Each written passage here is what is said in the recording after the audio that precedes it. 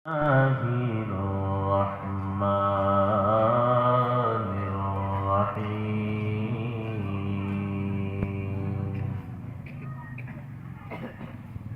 يا أيها الذين آمنوا استعينوا بالصبر والصلاة إن الله مع الصابرين.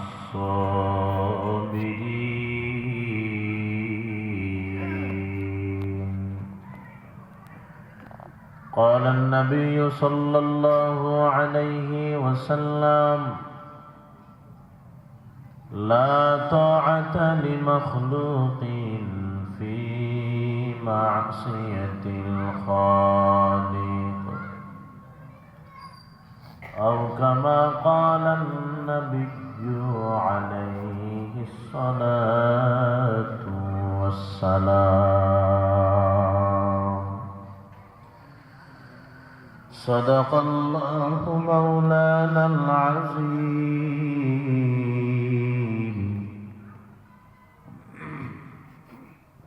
وصدق رسوله النبي الكريم، ونحن على ذلك من الشاهدين والشاكرين، والحمد لله رب العالمين। সকলে মোহাব্বতের সাথে দুরূদ শরীফ পাঠ করি। আল্লাহুম্মা সাল্লি আলা মুহাম্মাদিন ওয়া আলা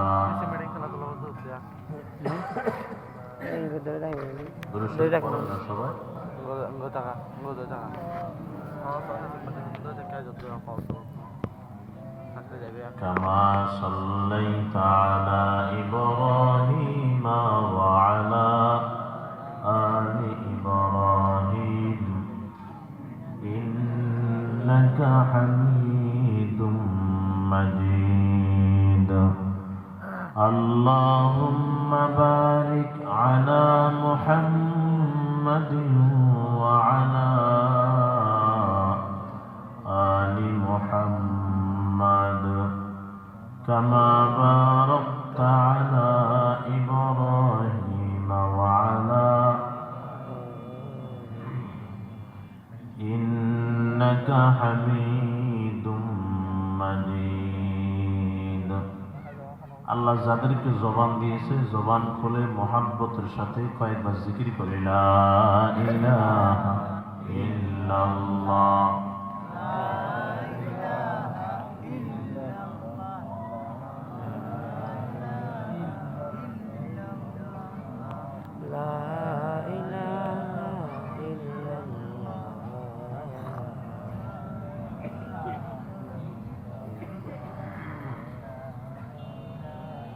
আওয়াজ দিয়ে জিকির করেন বাবা। লা ইলাহা ইল্লাল্লাহু মুহাম্মাদুর রাসূলুল্লাহ।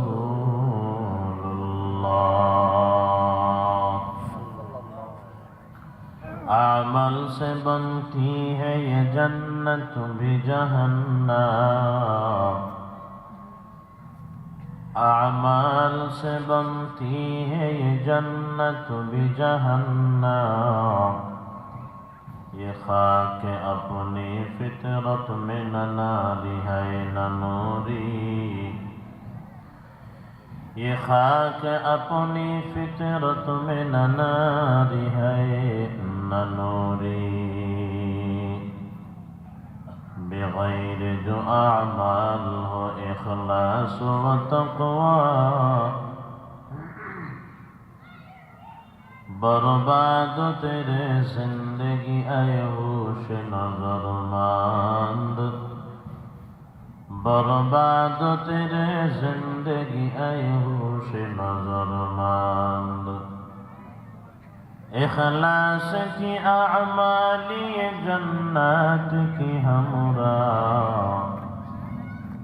इखलास की अमाली जन्नत की हमरा परहेज की मक़ासिद है जो तक़वा से हासिलमंद परहेज की मक़ासिद है जो तक़वा से हासिलमंद।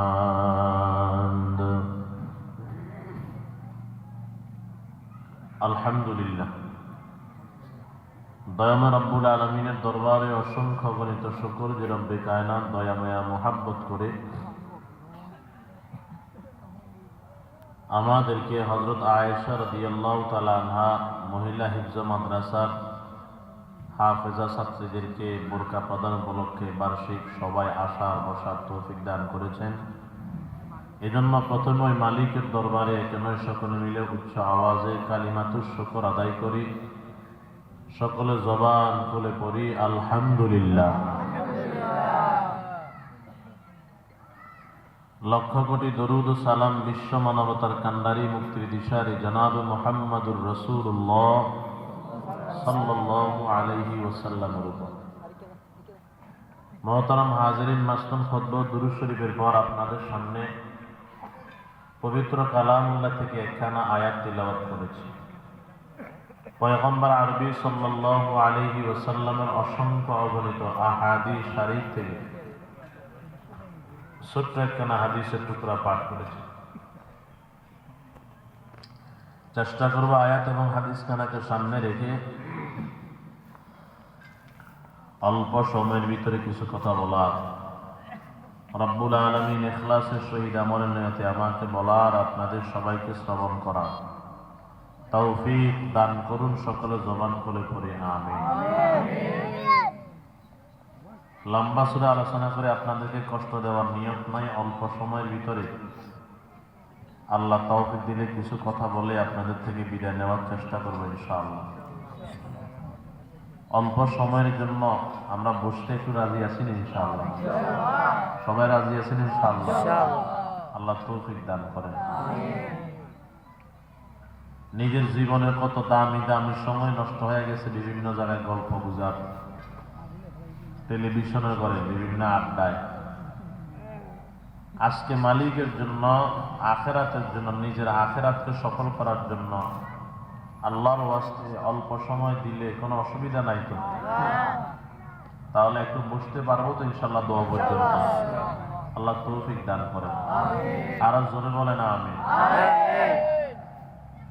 আমি ভূমিকার ভিতরে সময় নিতেছি না, সময় যেহেতু কম, অল্প সময়ের ভিতরে আমি আলোচনা শেষ করার চেষ্টা করতে হবে। এই জন্য আমি সরাসরি তিলাওয়াত কিতায়াতের ভিতরে ঢুকতেছি। আল্লাহ পাক রব্বুল আলামিন আমার তিলাওয়াত কিতায়াতের ভিতরে বলেন, ইয়া আইয়ুহাল্লাযীনা আমানুস্তাঈনু বিস-সাবরি ওয়াস-সালাহ। আল্লাহ বলেন, হে ঈমানদারেরা, তোমরা সহযোগিতা চাও। এদিকে তাকান বাবা। আল্লাহ বলে, ঈমানদারেরা তোমরা সহযোগিতা চাও। বলেন, ঈমানদার সহযোগিতা চাবে কার কাছে? কথা বলেন না। আপনারা আমার ভাষা বুঝতেছেন? আগে বলেন, আপনারা আমার ভাষা বুঝতেছেন? ভাষা বুঝলে, একটু বুঝে থাকলে আওয়াজ দিয়া জবাব দিবেন। যদি আপনারা আওয়াজ দিয়া না কথা বলেন তো আমি কেমনে বুঝবো আপনারা আমার কথা বুঝতেছেন বলে? বলেন তাহলে, ঈমানদার সহযোগিতা চাবে কার কাছে? আল্লাহর কাছে। দুনিয়ার মানুষের কাছে সহযোগিতা চাইতে গেলে, পাইতে গেলে কিছু মাধ্যম অবলম্বন করা লাগে। সরকারি কিছু বাজেট যদি আপনারা এলাকার জন্য নিতে চান, এখানে মাঠে বসে বসে সরকারকে গালি দিলে কোনো লাভ হবে না। এলাকাতে সরকারি যে সমস্ত দায়িত্বশীলেরা আছেন, উনাদের মাধ্যমে উপরে খবর পৌঁছাইতে হবে। এমপি সাহেবের কাছে খবর পৌঁছাইতে হবে, এমপি সাহেবের মাধ্যমে উপরে দরখাস্ত করতে হবে, দরখাস্তের মাধ্যমে, মানুষের মাধ্যমে, কাউন্সিলর, মেম্বার, চেয়ারম্যান, উনাদের মাধ্যমে কিছু বরাদ্দ আদায় করা সম্ভব হবে। মাধ্যম ছাড়া হবে না। ছোট্ট একটা বাচ্চা কথা বলতে পারে না, ক্ষুধা লাগলে বলতে পারে না মা আমাকে দুধ দেন, জবান এখনো ফোটে নাই, এখনো কথা বলতে পারে না। ছোট্ট বাচ্চার যখন ক্ষুধা লাগে তখন এই বাচ্চা বলতে না পারলেও টাইম মতো মায়ের কাছ থেকে একটা মাধ্যম দিয়ে দুধ আদায় করে নেয়। সেই মাধ্যমটার নাম হলো কান্না। সন্তানের যখন ক্ষুধা লাগে তখন সন্তান কান্না শুরু করে। কান্না শুরু করলে মা বুঝে সন্তান কি চায়। তখন মা হাজার কাজ হাতে থাকলেও কাজগুলো একদিকে ফালাইয়া সন্তানকে বুকের সাথে লাগাইয়া মুখের ভিতরে মায়ের স্তন দেয়, সন্তান দুধ পাইয়া কান্না বন্ধ করে দেয়। তাহলে দুনিয়ার মানুষ থেকে কিছু আদায় করতে গেলে যদি মাধ্যমের প্রয়োজন হয়, এই বাচ্চাগুলো যদি এখানে দৌড়াদৌড়ি করে আমি বয়ান করতে পারবো না। কিন্তু এই আওয়াজ বেহুদা, এটা আসতেছে আওয়াজ করতেছে বেহুদা। আপনার যদি একজন যুবক ভাই জান না, এগুলো একটু থামান না, এগুলো দৌড়াদৌড়ি করতেছে। যাদেরকে মানবে এমন দুই একজন লোক জান।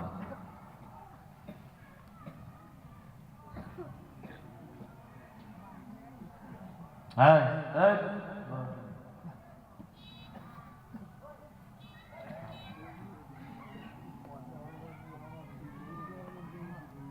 তাহলে বলেন বাবা, দুনিয়ার মানুষ থেকে কিছু আদায় করতে গেলে যদি মাধ্যমের প্রয়োজন হয়, আমরা সবাই যে মালিকের গোলাম, ওই মালিক থেকে ওই কিছু আদায় করতে গেলে বলেন মাধ্যমের প্রয়োজন আছে না নাই? তাহলে মালিক থেকে কিছু আদায় করতে গেলেও মাধ্যম লাগবে। কি মাধ্যম লাগবে? মাধ্যমগুলো আমার মালিক আমার তিলাওয়াতকৃত আয়াতের ভিতর বলেন, ইয়া আইয়ুহাল্লাযীনা আমানুস্তাঈনু বিস-সাবরি ওয়াস-সালাহ। আল্লাহ বলেন, হে ঈমানদারেরা, তোমরা আমি আল্লাহর কাছে সহযোগিতা চাও। মাধ্যম লাগবে না মাধ্যম ছাড়া? বলেন মাধ্যম দিয়া না মাধ্যম ছাড়া? মাধ্যম দিয়া। বলেন কি দিয়া? মাধ্যম দিয়া। মাধ্যম হলো দুইটা, মুখস্থ করবেন বাজার। মাধ্যম কয়টা? দুইটা। এক নাম্বার আল্লাহ বলে বিশ্ববরী, এক নাম্বার হলো সবর, দুই নাম্বার সলা, দুই নাম্বার কি? নামাজ। তাহলে কি বলছে? ঈমানদার সহযোগিতা চাবে কার কাছে? সবাই বলেন না বাবা, কার কাছে? মাধ্যম লাগবে কয়টা? এক নাম্বার, দুই নাম্বার নামাজ। সবর এবং নামাজকে মাধ্যম বানাইয়া আল্লাহর কাছে যদি চাইতে পারি, আপনাদের ধারণা কি আল্লাহ দিতে পারেননি? কথা বলে পারে না মনে হয়? আল্লাহ দিতে পারে। মানে আল্লাহ তো দেওয়ার জন্য বসে আছে, আমরা নিতে পারতেছি না। দুনিয়ার মানুষের কাছে কিছু চাইলে মানুষ রাগ হয়ে যায়। মানুষের কাছে মানুষ না চাইলে মানুষ খুশি হয়, চাইলে রাগ হয়। আর আমরা এমন মালিকের গোলাম, ওই মালিকের কাছে না চাইলে মালিক রাগ হয়, চাইলে বড় খুশি হয়। সুবহানাল্লাহ বলেন। আরে চাবো কার কাছে? মাধ্যম লাগবে কয়টা বাবা? এক নাম্বার, দুই নাম্বার নামাজ। আসলে এই মাধ্যমগুলা নিয়ে আলোচনা করি। এক নাম্বার মাধ্যমের নাম বলছি সবর। এই সবর তিন প্রকার। এক নাম্বার সবর আলাল ইবাদাহ, দুই নাম্বার সবর আনিল মাসিয়া, তিন নাম্বার সবর আলাল মুসিবা। এক নাম্বার ইবাদতের ক্ষেত্রে সবর, দুই নাম্বার গুনাহের থেকে সবর, তিন নাম্বার মুসিবতের ক্ষেত্রে সবর। এই তিন প্রকারের সবর করনেওয়ালার জন্য আল্লাহ পাক রব্বুল আলামিন বড় বড় তিনটা পুরস্কার রাখছেন। বলেন সুবহানাল্লাহ। আল্লাহ যেমন বড়, আল্লাহর পুরস্কারও। আপনারা যদি সময় দিয়ে একটু সহযোগিতা করেন, আমি চেষ্টা করব কোরআন এবং হাদিস থেকে এই তিনটা পুরস্কার শোনানোর জন্য ইনশাআল্লাহ। আসেন, এক নাম্বার সবরের নাম কি বলছি? সবর আলাল ইবাদাহ, ইবাদতের ক্ষেত্রে সবর। সেটা কি? বলে ইবাদত করতে কষ্ট আছে, কষ্ট করে ধৈর্য ধারণ করে ইবাদত করা, এটার নাম সবর আলাল ইবাদাহ। বলেন তো, ঠান্ডার রাতে ফজরের নামাজ পড়তে, ঠান্ডা পানি দিয়ে ফজরের নামাজ পড়তে কষ্ট আছে না নাই? নামাজটা যদি ফজর না হইয়া তাহাজ্জুদ হয়, আরো বেশি না বাবা? আরো বেশি। রমজান মাস যদি গরমকালে আসে, একজন কৃষক বাবার জন্য, রিস্কাওয়ালা বাবার জন্য, রিস্কা চালাইয়া কৃষিকাজ করিয়া রমজানের রোজা রাখা, বলেন কষ্ট আছে না নাই? বড় কষ্ট। এই কষ্ট করে ধৈর্য ধারণ করে ইবাদত করা, এটার নাম হলো সবর আলাল ইবাদত। কেন করব? আল্লাহ বেহুদা পাঠান নাই। কি মনে করছেন আল্লাহ আমগরে দুনিয়াতে বেহুদা পাঠাইছেন? না। অনেকে তো চলাফেরা, উঠা বসা, মুআমালাত, মুআশারাত এমন ভাবে বুঝায় মনে হয় যেন আল্লাহ শুধু দুনিয়াতে খাইতে আর ঘুমাইতে পাঠাইছে। আল্লাহ বলেন, আফাহাসিবতুম আন্নামা খালাকনাকুম আবাসা أفحسبتم أنما خلقناكم عبثا وأنكم إلينا لا ترجعون। আল্লাহ বলেন, হে বান্দা, তুমি কখনোই ধারণা করিও না আমি আল্লাহ তোমার দুনিয়ার জমিনে অনর্থক পাঠাইলাম। আবার এই কথাও ধারণা করিও না তোমরা আমি আল্লাহর দরবারে ফিরে আসা লাগবে না। এ বান্দা, আমি আল্লাহ একটা উদ্দেশ্য সফল করার জন্য তোমাদেরকে দুনিয়াতে পাঠাইছি।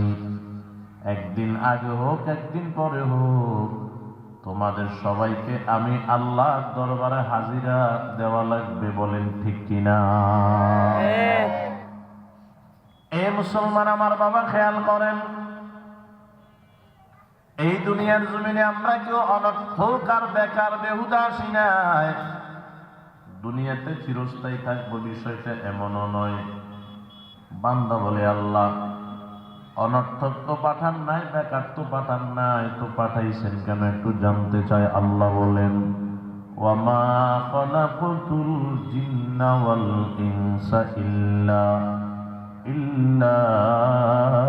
লিয়াবুদুন। আল্লাহ বলে, জিন এবং ইনসানকে শুধুমাত্র কেবলমাত্র একমাত্র আমি আল্লাহর ইবাদত করার জন্য পাঠাইলাম। বলেন কার ইবাদত? আল্লাহর ইবাদত করার জন্য পাঠাইছেন বাজান।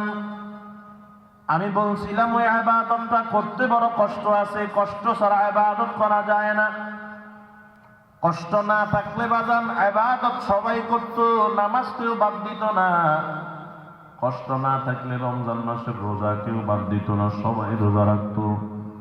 টাকার মালিক হওয়ার পরেও যাকাত দেয় না, কষ্ট আছে এই জন্য। টাকাগুলো দিয়ে দিতে কষ্ট লাগে, এই জন্য যাকাত দেয় না।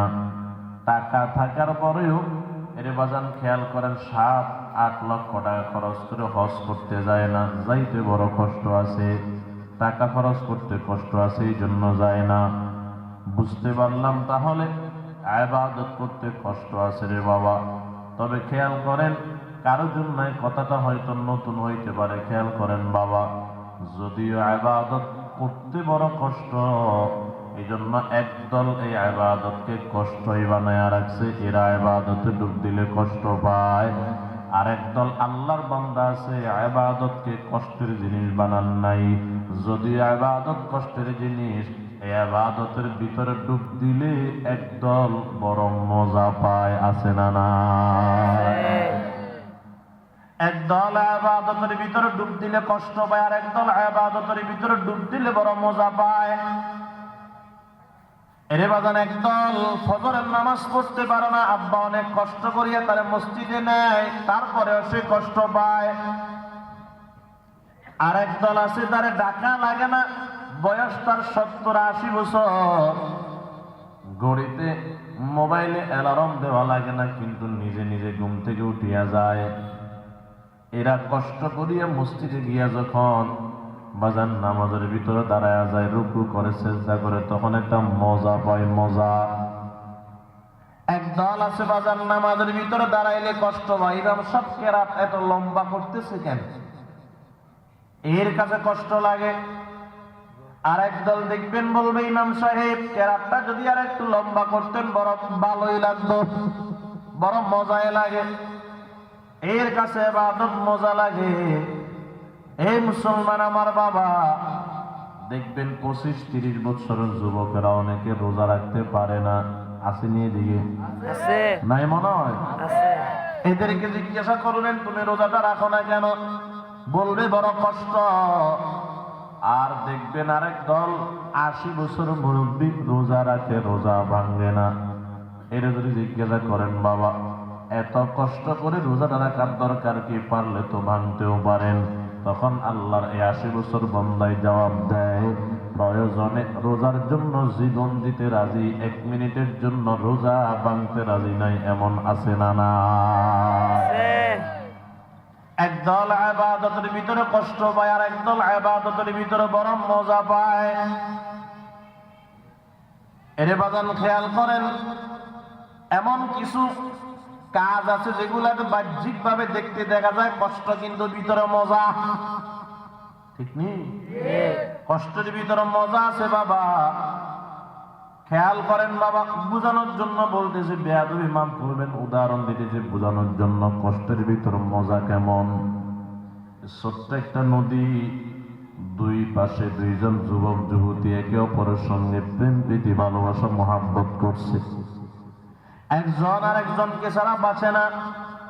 খেয়াল করেন বাবা, হঠাৎ করে যুবতীর আব্বা আম্মা জেনে গেছে মেয়ে মোবাইল দিয়ে অন্যের সঙ্গে সম্পর্ক করে ফেললো, মোবাইলটা নিয়ে নিল, দুইজনের সম্পর্ক বিচ্ছিন্ন করে দিল।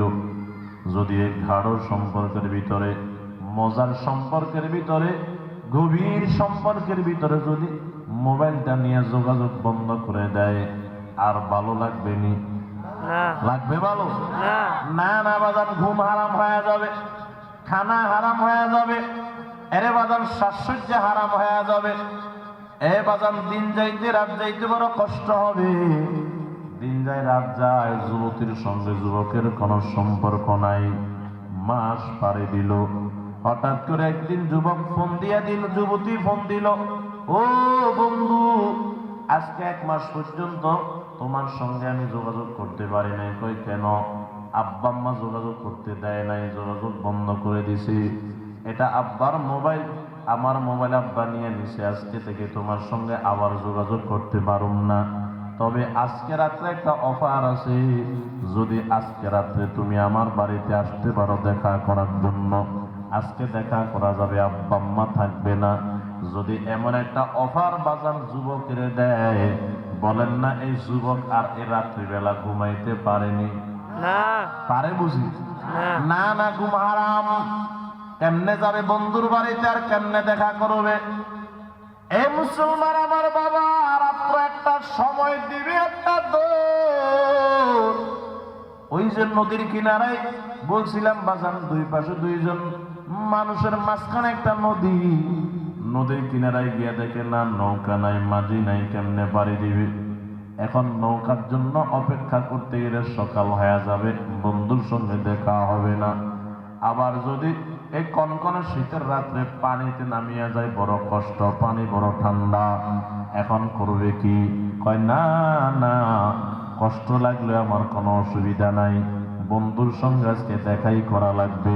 এরে বাজান ঠান্ডা পানি দিয়া সাঁতার কাটা শুরু করলো। হাত দুইটা পানিতে দিল, হাত দুইটা থর থর করে কাঁপে। পাও দুইটা দিল, পাও দুইটা থর থর করে কাঁপা শুরু করে দেয়। বাচ্চার পুরা বডিটা পানিতে দিয়া সাঁতার কাটা শুরু করলো। বান্দা থর থর করে কাঁপে।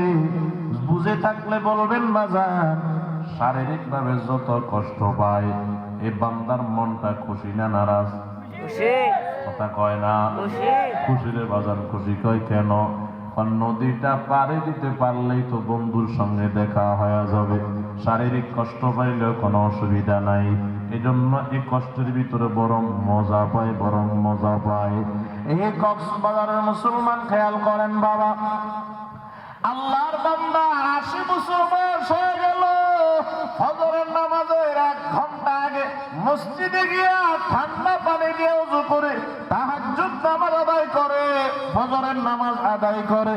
এর বাজানে এই বান্দাও যখন ঠান্ডা পানি দিয়ে ওযু করলো, শরীরটা বান্দার থরথর করে কাঁপা শুরু করে দিল, ঠোঁট দুইটা নড়া শুরু করে দিল। এই বান্দার মনটা বড় খুশি। আমি ওযু করিয়া যদিও কষ্ট পাই, ঠান্ডা পানি দিয়ে ওযু করিয়া যদি আমি কষ্ট পাই, তাহাজ্জুদের ওযু করতে যদি আমি কষ্ট পাই, আমার কোনো অসুবিধা নাই, মনটা বড় খুশি। আমি যদি এই দুনিয়ার দরিয়াটা ফজরের ওযু দিয়ে সাঁতার কেটে পার করতে পারি, এই দুনিয়ার দরিয়াটা তাহাজ্জুদের ওযু দিয়ে সাঁতার কেটে যদি পার করতে পারি, আমার মনটা কয় দুনিয়ার দরিয়াটা পাড়ি দিয়ে অপর পাশে যাইতে পারলে, মানে অপর পাশ মানে পরকালে যাইতে পারলে, আমি আমার আসল মাসুক আসল বন্ধু আমার আল্লাহর সঙ্গে দেখা করতে পারবো। যেরকম সুবহানাল্লাহ। আল্লাহ আল্লাহ দম্বদম জিকিরি বগো ফাজকুরুনি হকে গোয়া দিয়া দেও। আল্লাহ আল্লাহ মে কোনাদ শামসু কামার, আল্লাহ আল্লাহ মে কোনাদ শাজারো হাজার, আল্লাহ আল্লাহ মে কোনাদ আরদু সামা, আল্লাহ আল্লাহ মে কোনাদ জওয়ে হাওয়া। তো খোদা বন্দে ইয়ামিনী, তো খোদা বন্দে ইয়াসারি, তো খোদা বন্দে ইয়ামিনী, তো খোদা বন্দে ইয়াসারি, তো খোদা বন্দে আরদি, তো খোদা বন্দে সামাই, তো খোদা বন্দে আরদি, তো খোদা বন্দে সামাই, তো খোদা বন্দে করিবি, তো খোদা বন্দে বাঈদি, তো খোদা বন্দে করিবি, তো খোদা বন্দে বাঈদি। লিমানিল মুলকু তুগু ই তো সাজা ওয়ারে খোদাই, লিমানিল মুলকু তুগু ই তো সাজা ওয়ারে খোদাই। জবান খুলে বলেন ইবাদত করব কার জন্য? আল্লাহর জন্য ইবাদত করব। এবার বাজান 1 নম্বর পুরস্কারটা বুঝে নেন। আমি বলছিলাম 3 সবরে 3 পুরস্কার। 1 নম্বর সবর, সবর আলাল ইবাদা, ইবাদতের ক্ষেত্রে সবর। যদি এই ইবাদতের ক্ষেত্রে সবর করতে পারি আল্লাহ পুরস্কার দিবেন। কি পুরস্কার? আল্লাহ কোরআন থেকে বুঝে নেন। আল্লাহ বলেন ইন্নাল্লাযীনা আমানু ওয়া আমিলুস সালিহাত কানাত লাহুম জান্নাতুল ফিরদাউসি নুজুলা ওয়া মান ইউতি'ল্লাহা ওয়া রাসূলাহু ইউদখিলহু জান্নাতিন তাজরি মিন তাহতিহাল আনহার ওয়াসীকাল লাযীনা ইত্তাকাও রাব্বাহুম ইলাল জান্নাতি যুমারা হাত্তা ইযা জাউহা ওয়া ফুতিহাত আবওয়াবুহা ওয়া ক্বালা লাহুম খাযানাতুহা সালামুন আলাইকুম তিবতুম ফাদখুলুহা খালিদিন।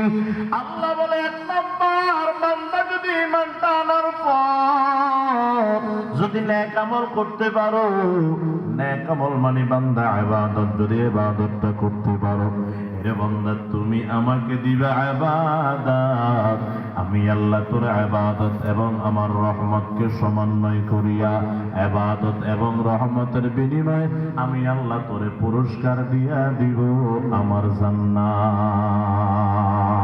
সুবহানাল্লাহ। বলেন না বাগান কে দিবেন? আল্লাহ। জোরে কম আল্লাহ। কি দিবেন? জান্নাত। কয় না দে কে দিবেন? আল্লাহ। কি দিবেন? জান্নাত। দেখছেন নি জান্নাত কোনদিন? আপনাদের কক্সবাজার বাসার মতো কথা কয় না, বাসার মতো নেই। এরে মুসলমান আমার বাবা খেয়াল করেন,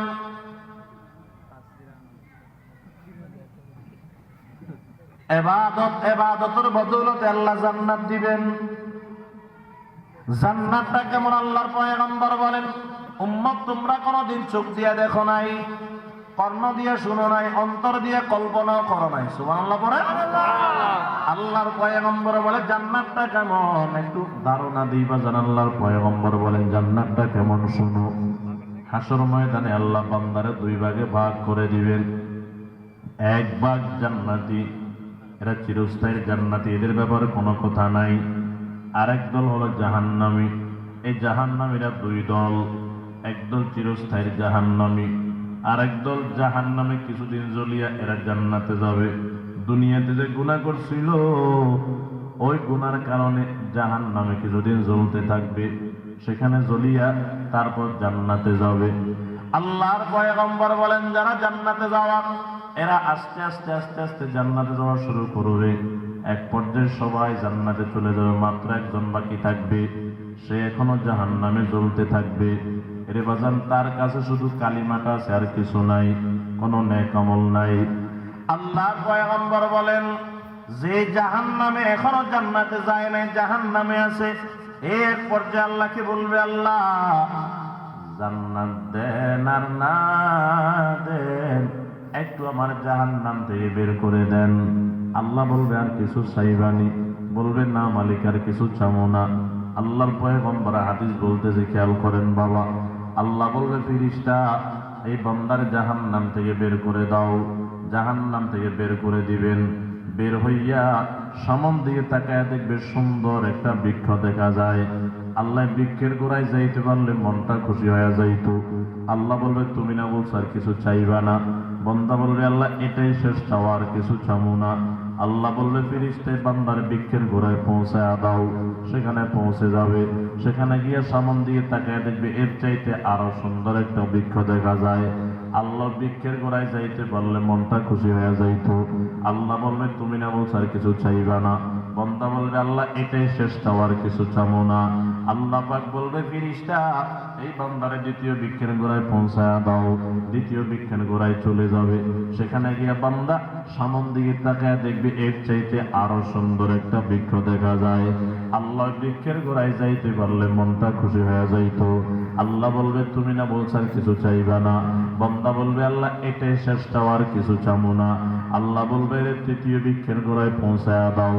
তৃতীয় বৃক্ষের গোড়ায় পৌঁছে যাবে।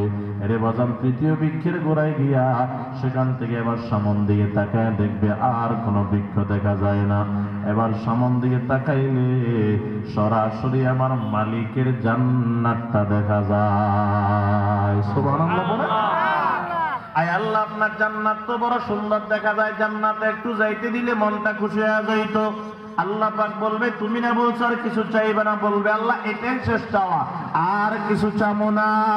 আল্লাহ বলবে ফেরেশতা জান্নাতের দরওয়াজা খুলিয়া দে, আমার বান্দা জান্নাতে যাইতে চায়।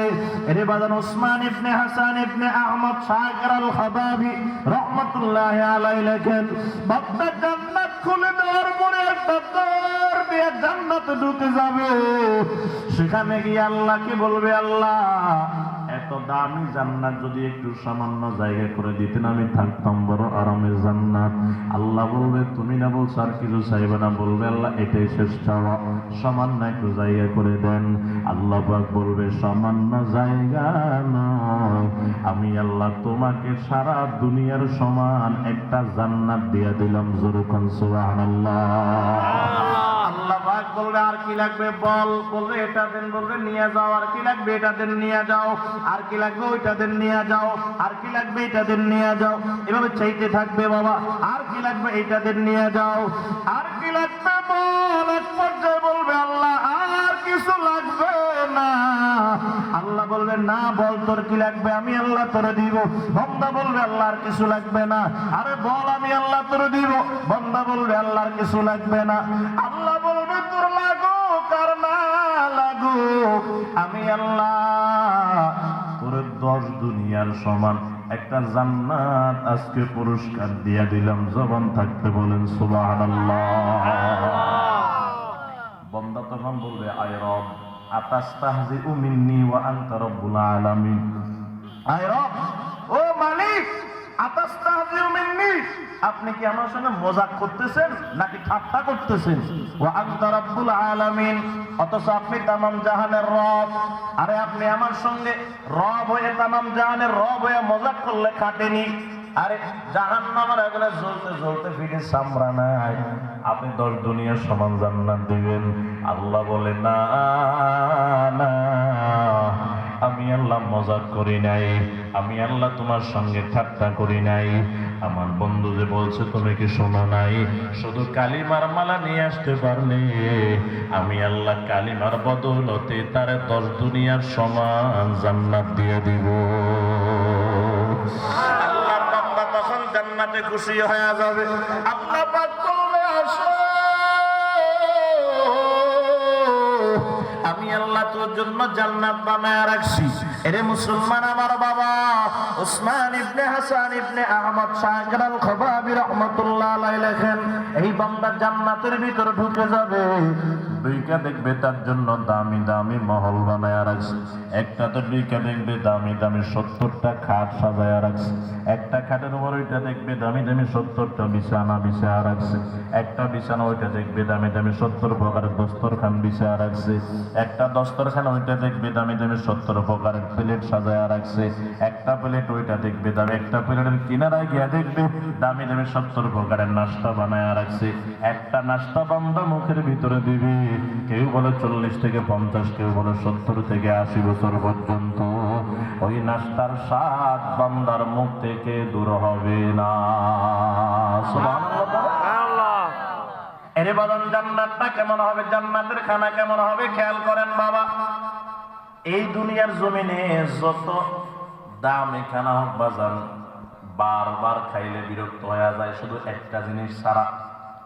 বুঝলি, দুনিয়াতে যত দামি খানা আছে একটা জিনিস ছাড়া যত খানা খায়, খাইতে খাইতে এক সময় বিরক্ত হয়। দামি মনে করেন না ফল, আঙ্গুর ফল।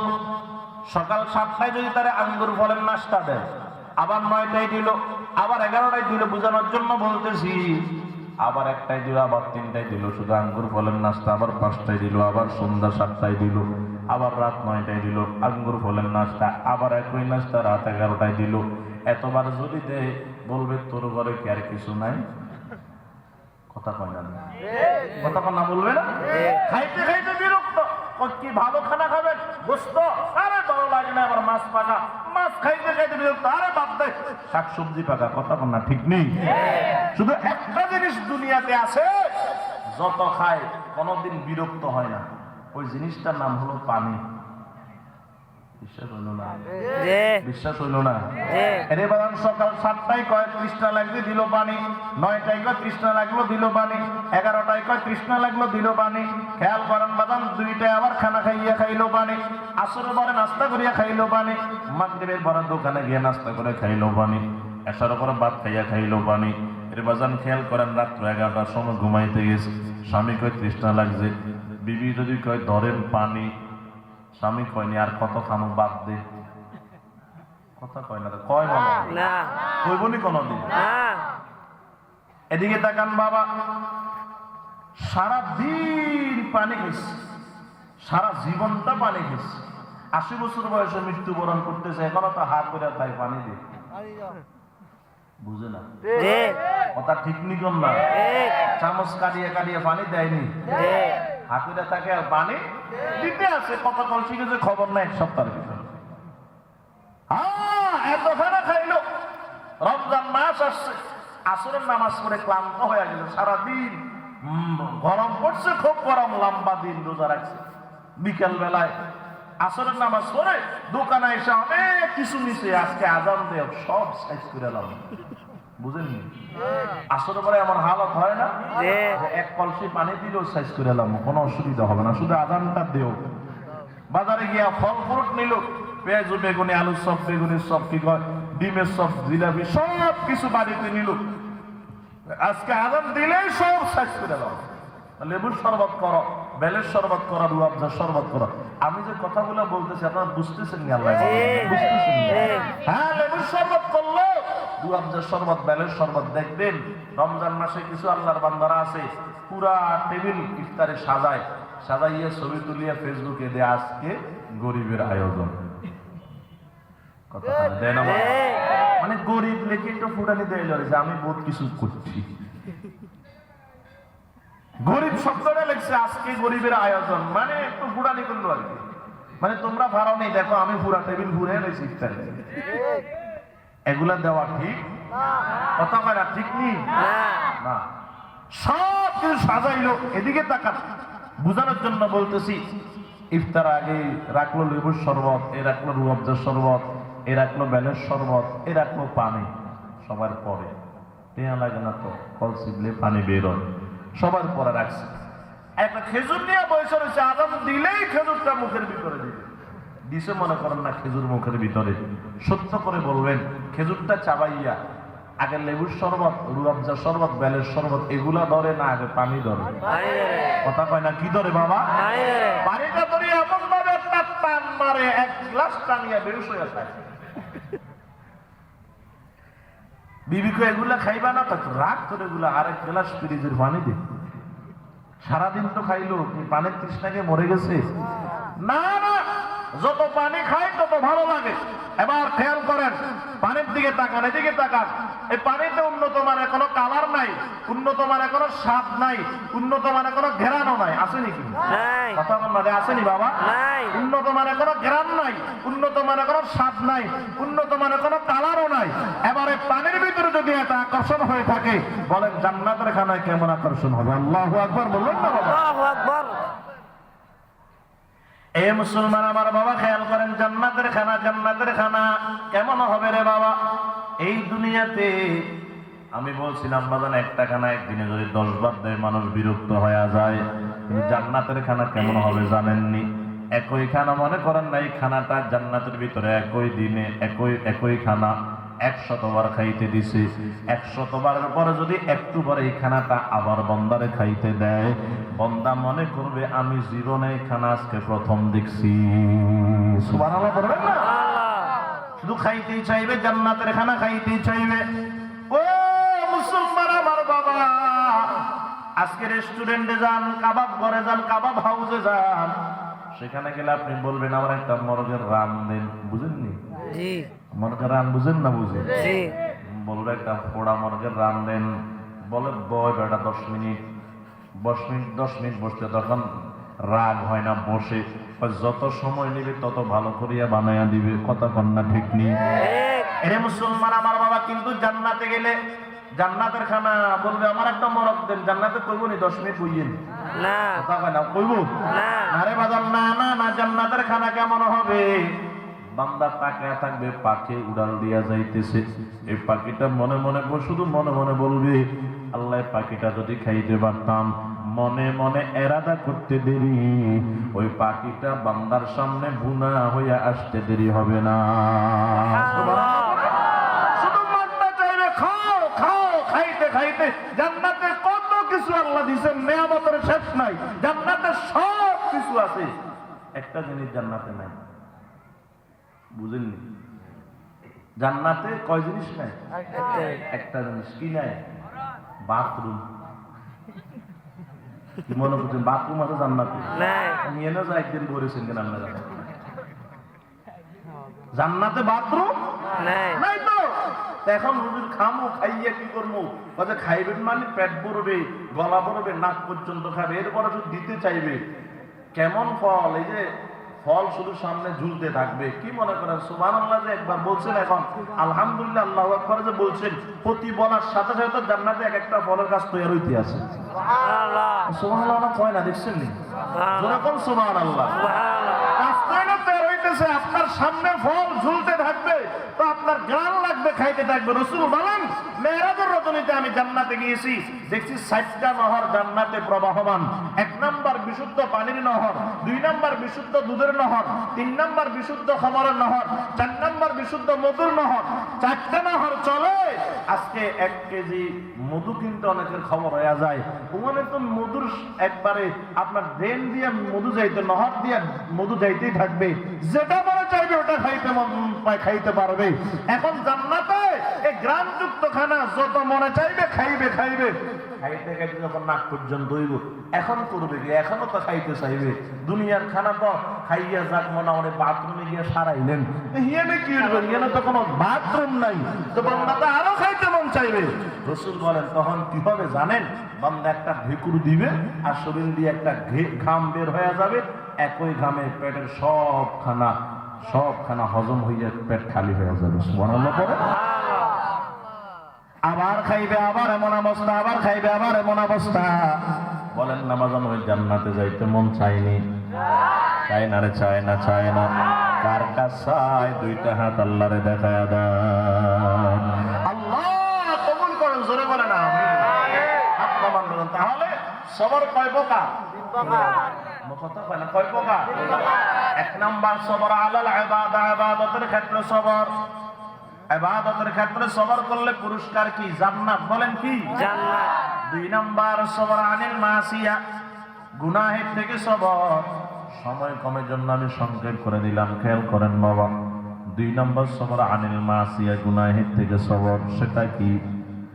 যৌবন থাকলে গুনাহ করতে মন চাবে, বুঝেননি? বুঝেননি? যৌবন থাকলে গুনাহ করতে মন চাবে, তবে একদল যৌবনের তাড়নায় গুনাহ করে ফেলবে, আরেক দল যৌবনের তাড়নায় গুনাহ করতে মন চাইলেও গুনাহ করবে না, গুনাহ থেকে সবর করবে। কথা কোন ঠিক নেই? একদল ফেসবুক চালাবে, ফেসবুকে কোরআন তেলাওয়াত শুনবে, বয়ান শুনবে, বড় বড় ওলামায়ে কেরাম বুজুর্গদের কোরআন তেলাওয়াত করবে, কোরআন তেলাওয়াত শুনবে, কোরআন এবং হাদিস ফেসবুকে প্রচার করবে। আরেক দল আছে ফেসবুক চালাবে, ইউটিউবের ভিতরে ঢুকিয়া গান শুনবে, ছবি দেখবে, নাটক দেখবে, বিভিন্ন খারাপ জিনিস দেখবে, আর টাকায় থাকবে মেসেঞ্জারে কোন নারীর আইডি থেকে হ্যালো আসলে কম। কথা কয় না? আসছে তো একটা হ্যালো আসছে নারীর আইডি থেকে, রাজকন্যা আইডির নাম, একটা সুন্দর চেহারাওয়ালা মাইয়া দিস, ওইখান থেকে হ্যালো, এটা তো গুম হারাম। আমার হ্যালো দিছে, এবার এদিক থেকে কয় হ্যালো, ওদিক থেকে কেমন আছো, এদিক থেকে কেমন আছো, আমি ভালো আছি, তুমি কেমন আছো, আমি ভালো আছি। বাড়ি কই? সকরিয়া। তোমার বাড়ি কই? কক্সবাজার শহর। এই তো কাছাকাছি, অসুবিধা নাই। চলতেছে খেলা। খেয়াল করেন বাজার, কত মেসেঞ্জারের কথা, আজকে ঘুম হারাম। আপেলের মতো চেহারাটা নষ্ট হয়ে গেছে, সারা রাত মোবাইল টিপতে টিপতে। এখন ওই নারীর আইডি থেকে লিখতেছে, জান আমার জন্য 500 টাকা পাঠাও। কি কেউ 500 টাকা মানে? দাও না, তোমার 500 টাকা কেমনে পাঠাই দেখবা। দিছে পাঠায়, আরেকদিনকে 1000 টাকা দাও, আরেকদিন কয় 2000 টাকা দাও। ঈদ আসছে, কেউ আমি কি শপিং করবো না? কখন করবো, তখন টাকা লাগবে, দিলাম তোমার 3000 টাকা, শপিং করলো। 6 মাস পর্যন্ত কথা বলছে। আজকে মেসেঞ্জারে যুবক কয়, ও বন্ধু এতদিন পর্যন্ত কথা বলতেছে, একটু কি দেখা করবা না? কহা করবো তো, আসো তাহলে আমাদের কক্সবাজার শহরে চলে আসো, ডলফিন মোড়ের এখান থেকে আমরা একসাথে দিকে যাবো হাঁটতে হাঁটতে। কতক্ষণ? বিকাল 4টায়। বুঝিয়ে আসছে বিকাল 4টায়। ছেলে তো বড় চালাক, কার সাথে একটু কথা বলে দেখি। হে বাজান, আসছে। আসি আবার মেয়ে বলতেছে, ফোন দিয়েছে, তুমি কোথায়? আমি তো আসি ওই ডলফিন মোড়ের উত্তর পাশে, এখানে দাঁড়ায় রয়েছি। তুমি কোথায়? আমিও আসি। মেয়েরে কয় তোমার হাতটা দেখাও তো দেখি। আমি তোমার দিকে হাতটা দেখাইছে, তাকায় দেখে হাত তো হাত ন, পাতিলের কালো চেয়ে আরো কালো। তোর সাথে আমি এতদিন প্রেম করছিলাম, দিছে একটা তোর দাঁড়া, তোমারও সালাম, তোমার 14 গোষ্ঠীর সালাম। এই ধোকা খায় কি খায় না? এই মোবাইলের সম্পর্ক করিয়া শেষ পর্যন্ত নিজের মায়ের বয়সী মহিলার বিয়ে করছে, এমন প্রমাণ আছে না? না। আবার কিছু তো এমনও আছে 6 মাস 1 বছর পর্যন্ত কথা বলছে একটা নারীর আইডিতে, শেষ পর্যন্ত খবর নিয়ে দেখে ওটা যে নারীর আইডিতে কথা বলতেছে, ওটা তো নারী না, এটাও একটা পুরুষ। কথা কন না, আছে না নাই? এই আইডি গুলো কি কয়? কি আইডি কয়? জানে তারা, তারা ফেক আইডি কয়।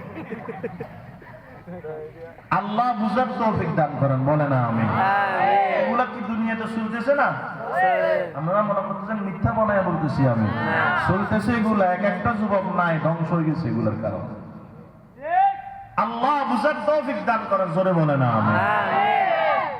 তাহলে যৌবন আছে, গুনাহ করতে মন চাবে, একদল গুনাহ করেই ফেলবে, আরেক দল গুনাহ করবে না, গুনাহ থেকে সবর করবে।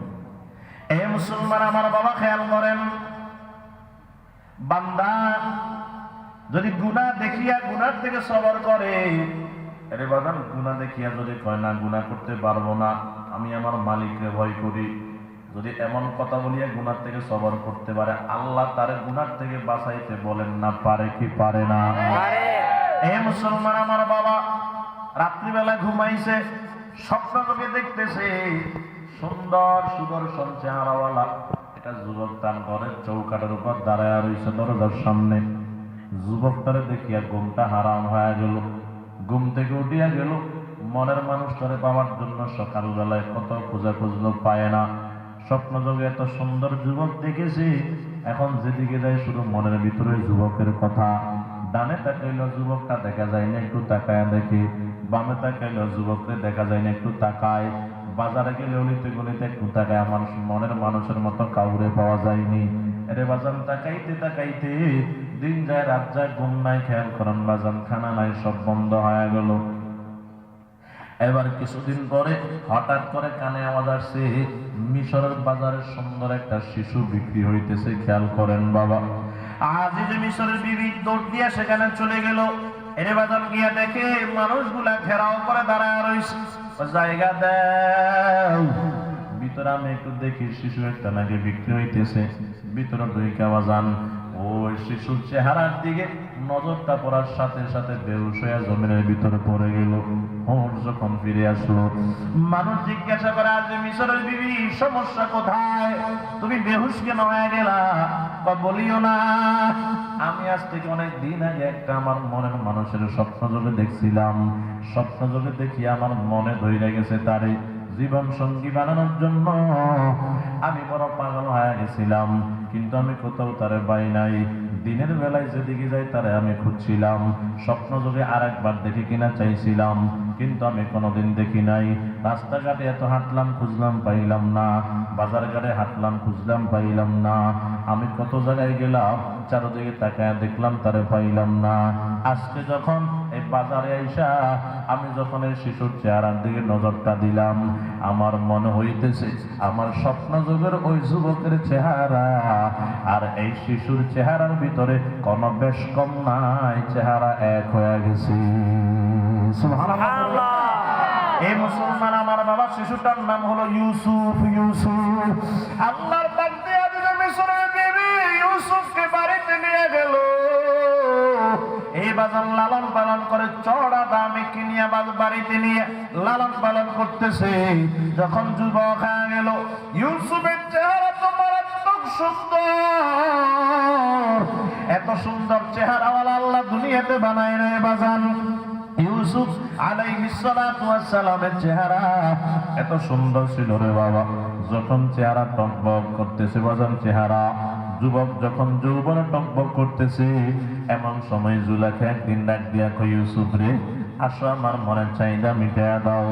ইউসুফ ডাক দিয়া কয়, না না আমার দ্বারাই সম্ভব না, আমি পারবো না।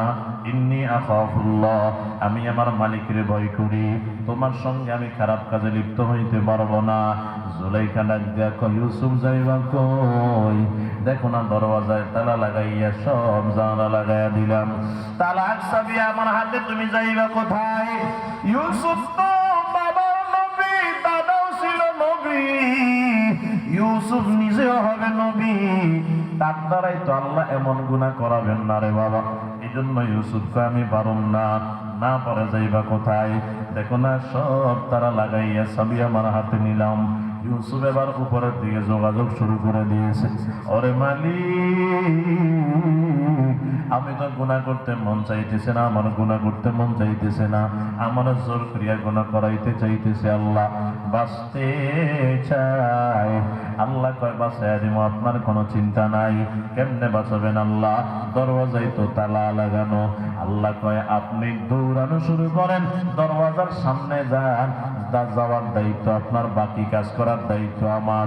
ইউসুফ আলাইহিস সালাম আল্লাহু আকবার বলে দরওয়াজার সামনে যখন গেলেন বাবা, তাকায় দেখে তালার জায়গায় তালা, কোনো চাবি লাগে নাই, যন্ত্রতন্ত্র লাগে নাই। আমার আল্লাহ ইউসুফের জন্য অটো তালা খুলে দরওয়াজা ওপেন করে দিয়েছে। এর যুবক বলো না, ওই আল্লাহ এখনো আছে না নাই? জোরে কও, জোরে কও, আছে না নাই? ওই আল্লাহর শক্তি এখনো বলো আছে না নাই? এই জন্য এখন যদি কোন নারী তোমার দিকে যদি আগাইতে চায়, ও যার সাথে দেখা দেওয়া জায়েজ নাই, যদি বলে আসো আমার প্রেমে আবদ্ধ হও, তুমি যদি বলো না না আমি আমার মালিকের ভয় করি, আল্লাহ তোমার গুনাহ থেকে বাঁচায়া দিবে রে বাবা। এরকম ভাবে যদি গুনাহ থেকে বাঁচতে পারো, আল্লাহ তোমার পুরস্কার দিবেন। বলে কখন দিবেন? এই দুনিয়াতে। কয় না না এই দুনিয়াতে নয়, আল্লাহ কঠিন হাসর ময়দানে তোমার পুরস্কার দিবে। কখন পুরস্কার দিবে? আল্লাহ বলেন ইয়াউমা ইয়াফিরুল মারউ মিন আখিহি ওয়া উম্মিহি ওয়া আবিহি ওয়া সাহিবাতিহি ওয়া বানিহি ইয়াউমা তারাউনাহা তাযহালু কুল্লু মুরদিআতিন আম্মা আরদাত ওয়া তাযউ কুল্লু যাতি হামলিন হামলাহা ওয়া তারান নাসা সুকারা ওয়া মা হুম বিসুকারা ওয়ালাকিন্না আযাবাল্লাহি শাদীদ। আল্লাহ কয় সেদিন ভাই ভাইকে চিনবে না, মা তার সন্তানকে চিনবে না, সন্তান তার মাকে চিনবে না। এর সন্তান তার মায়ের পিছে পিছে একটা নেকির জন্য দৌড়াবে, একটি নেকির লাইগা ঘুরবে। কাল হাসরের মাঠেতে ছেলে ঘুরবে মায়ের পিছে, মায়ে ছেলের আগেতে, মায়ে ছেলের আগেতে একটি নেকির লাইগা ঘুরবে। কাল হাসরের মাঠেতে ছেলে ঘুরবে বাবার পিছে, বাবা ছেলের আগেতে, বাবা ছেলের আগেতে। রে বাজার সেদিন একটা নেকির জন্য মা তার সন্তানের পিছে পিছে ঘুরবে, সন্তান মায়ের পিছে পিছে ঘুরবে। ওই দিন ডাক দিয়া বলবে মা আমার একটা নেকি দাও। মা বলবে কে তুই? তোরে আমি চিনি না। বলবে আমি তোমার সন্তান আব্দুর রহমান, আব্দুর রহিম, আব্দুল জব্বার। মা বলবে দুনিয়াতে তো আমার বিয়েও হয় নাই, কিসের সন্তানের দাবি করো? রে বাজান সেদিন মা সন্তানদের চিনবে না, ভাই ভাইকে চিনবে না। ভাইকে বলবে ভাই ওই দুনিয়াতে আমার জন্য কত কষ্ট করছিলা, কেউ যদি আমারে মারতে গেছে তুমি সেখানে ডাল ঢাল হয়ে দাঁড়ায় গেছো। ও ভাই আজকে আমার একটা নেকি লাগবে, আমার একটা নেকি দাও। ভাই বলবে আমার দুনিয়াতে কোনো ভাই ছিল না। এবার সেদিন মা তার সন্তানরে চিনবে না, ভাই তার ভাইরে চিনবে না। আল্লাহ কোরআনের তিনটা উদাহরণ দিয়ে বলেন হাসর ময়দান কেমন কঠিন হবে। আল্লাহ বলে সেদিন দুধের সন্তানকে মা ভুলে যাবে, গর্ভবতী মা গর্ভপাত করে ফেলবে, টের পাবে না। এর সেদিন মানুষ মাতাল মাতাল হইয়া দৌড়াবে, সেদিন কাউকে কেউ চিনবে না। ও কক্সবাজারের মুসলমান জবানটা খুলে বলেন বাবা, এই আপনাদের এলাকায় কোন মা তার দুধের সন্তানকে ভুলতে পারেনি? না পারেনি রে বাবা। আল্লাহ বলেন হাসর ময়দানে দুধের সন্তানকে মা চিনবে না। এই দুনিয়াতে দুধের সন্তানকে মা ভুলে যাবে তো দূরের কথা, 25 বছর যুবক যদি মায়ের সঙ্গে বেয়াদবি করে ফেলে, মা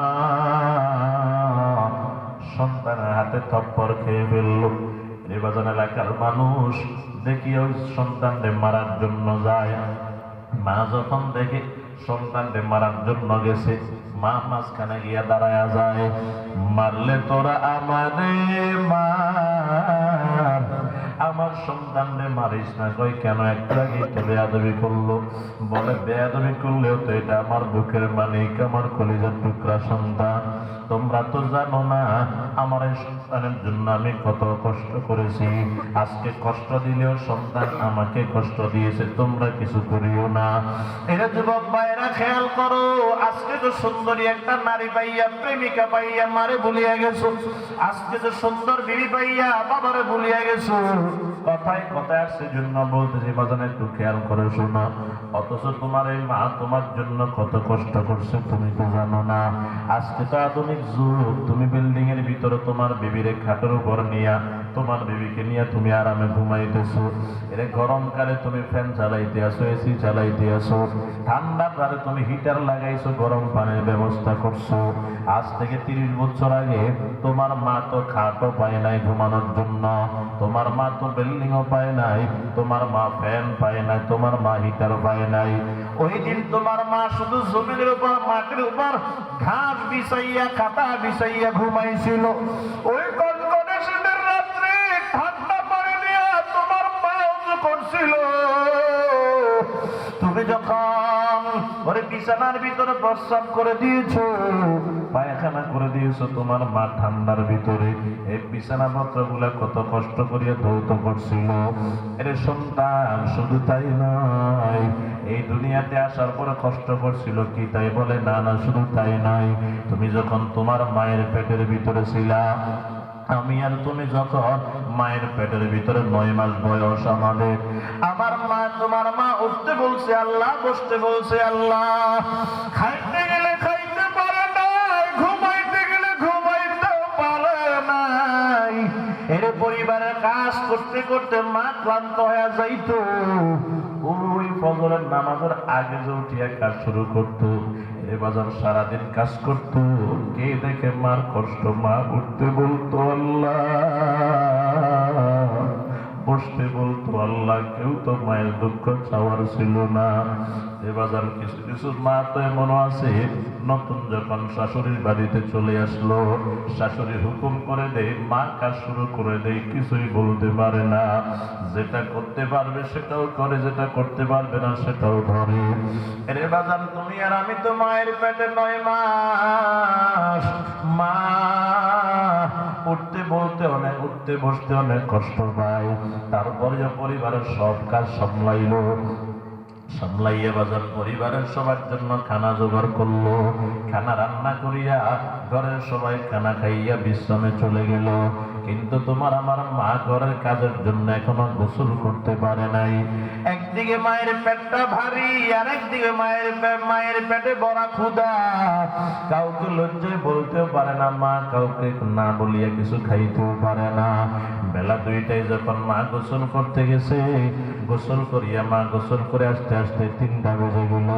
এর যুবক ভাই, দিলের কানটা লাগাইয়া শোনো, ওই 3টার সময় মা যখন খানা খাওয়ার জন্য বসে বড় ক্ষুধা নিয়া, মা সহ্য করতে পারে না ক্ষুধার জ্বালায়, খানার প্লেটটা সামনে নিয়া মা খানাগুলা মাখিয়া একটা লোকমা মাত্র মুখের ভিতরে দিছে।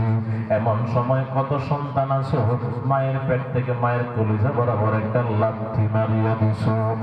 মা খানা খাইতে পারে নাই, প্লেটটারে ফালাইয়া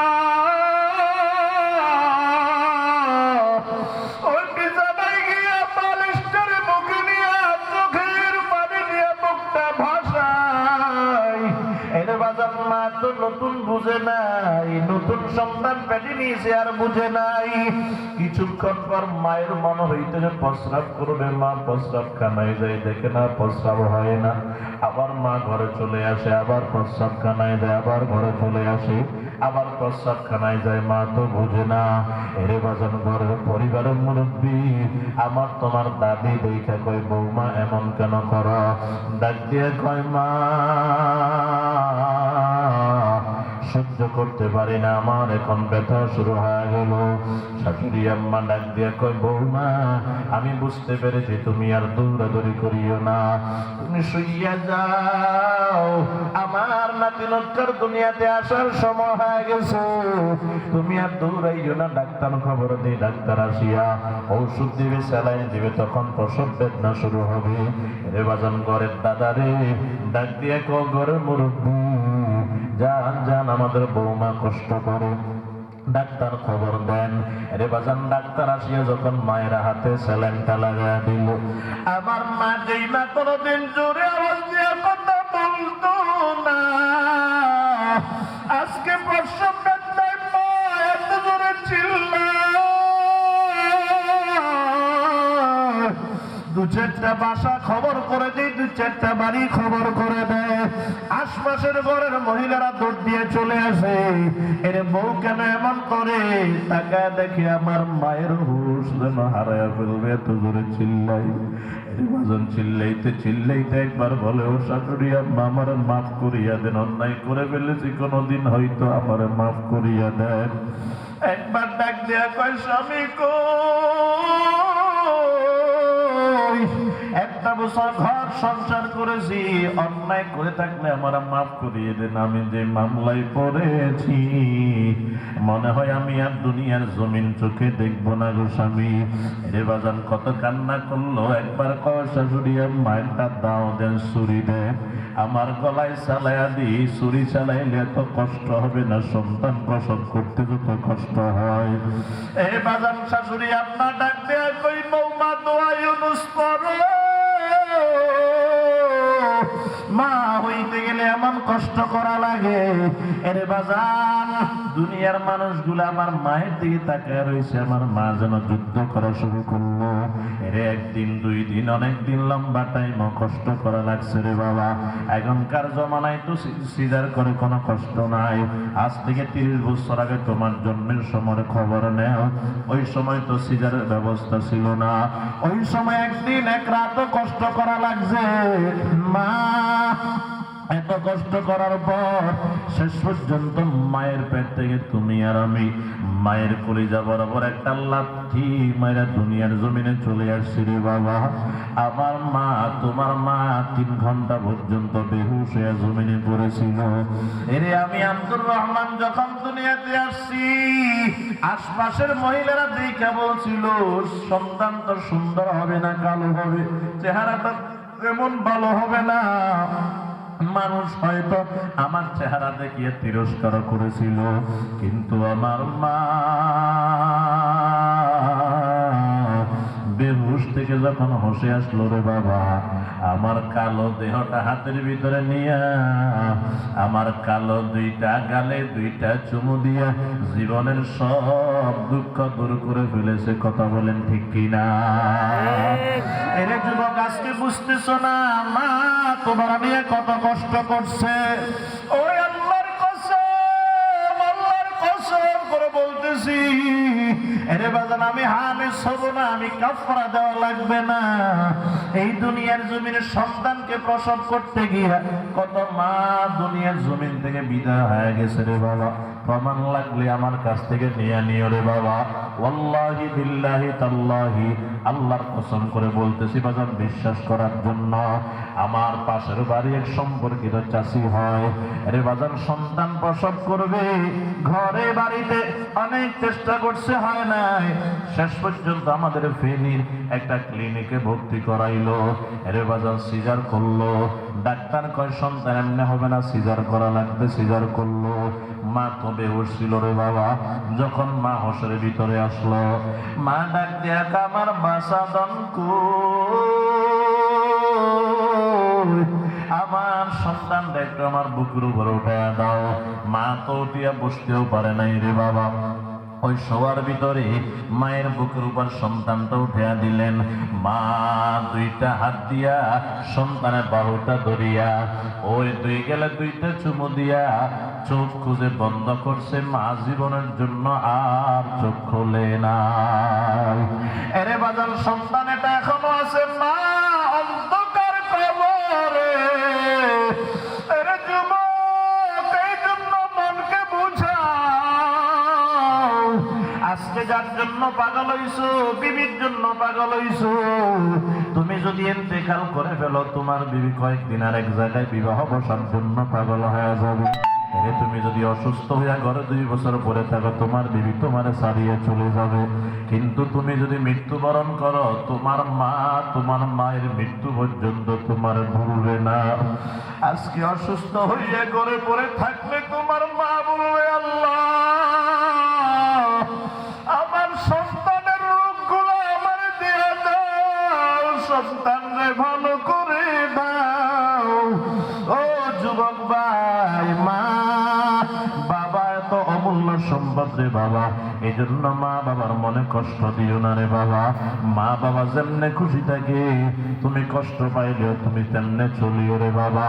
বলতে চাইছিলাম হাসর ময়দানে ওই দুধের সন্তানকে মা ভুলিয়া যাবে, মা চিনবে না। ওই দিন বাজান কোলের সন্তানকে মা ভুলিয়া যাবে, গর্ভবতী মা গর্ভপাত করে ফেলবে, টেরও পাবে না।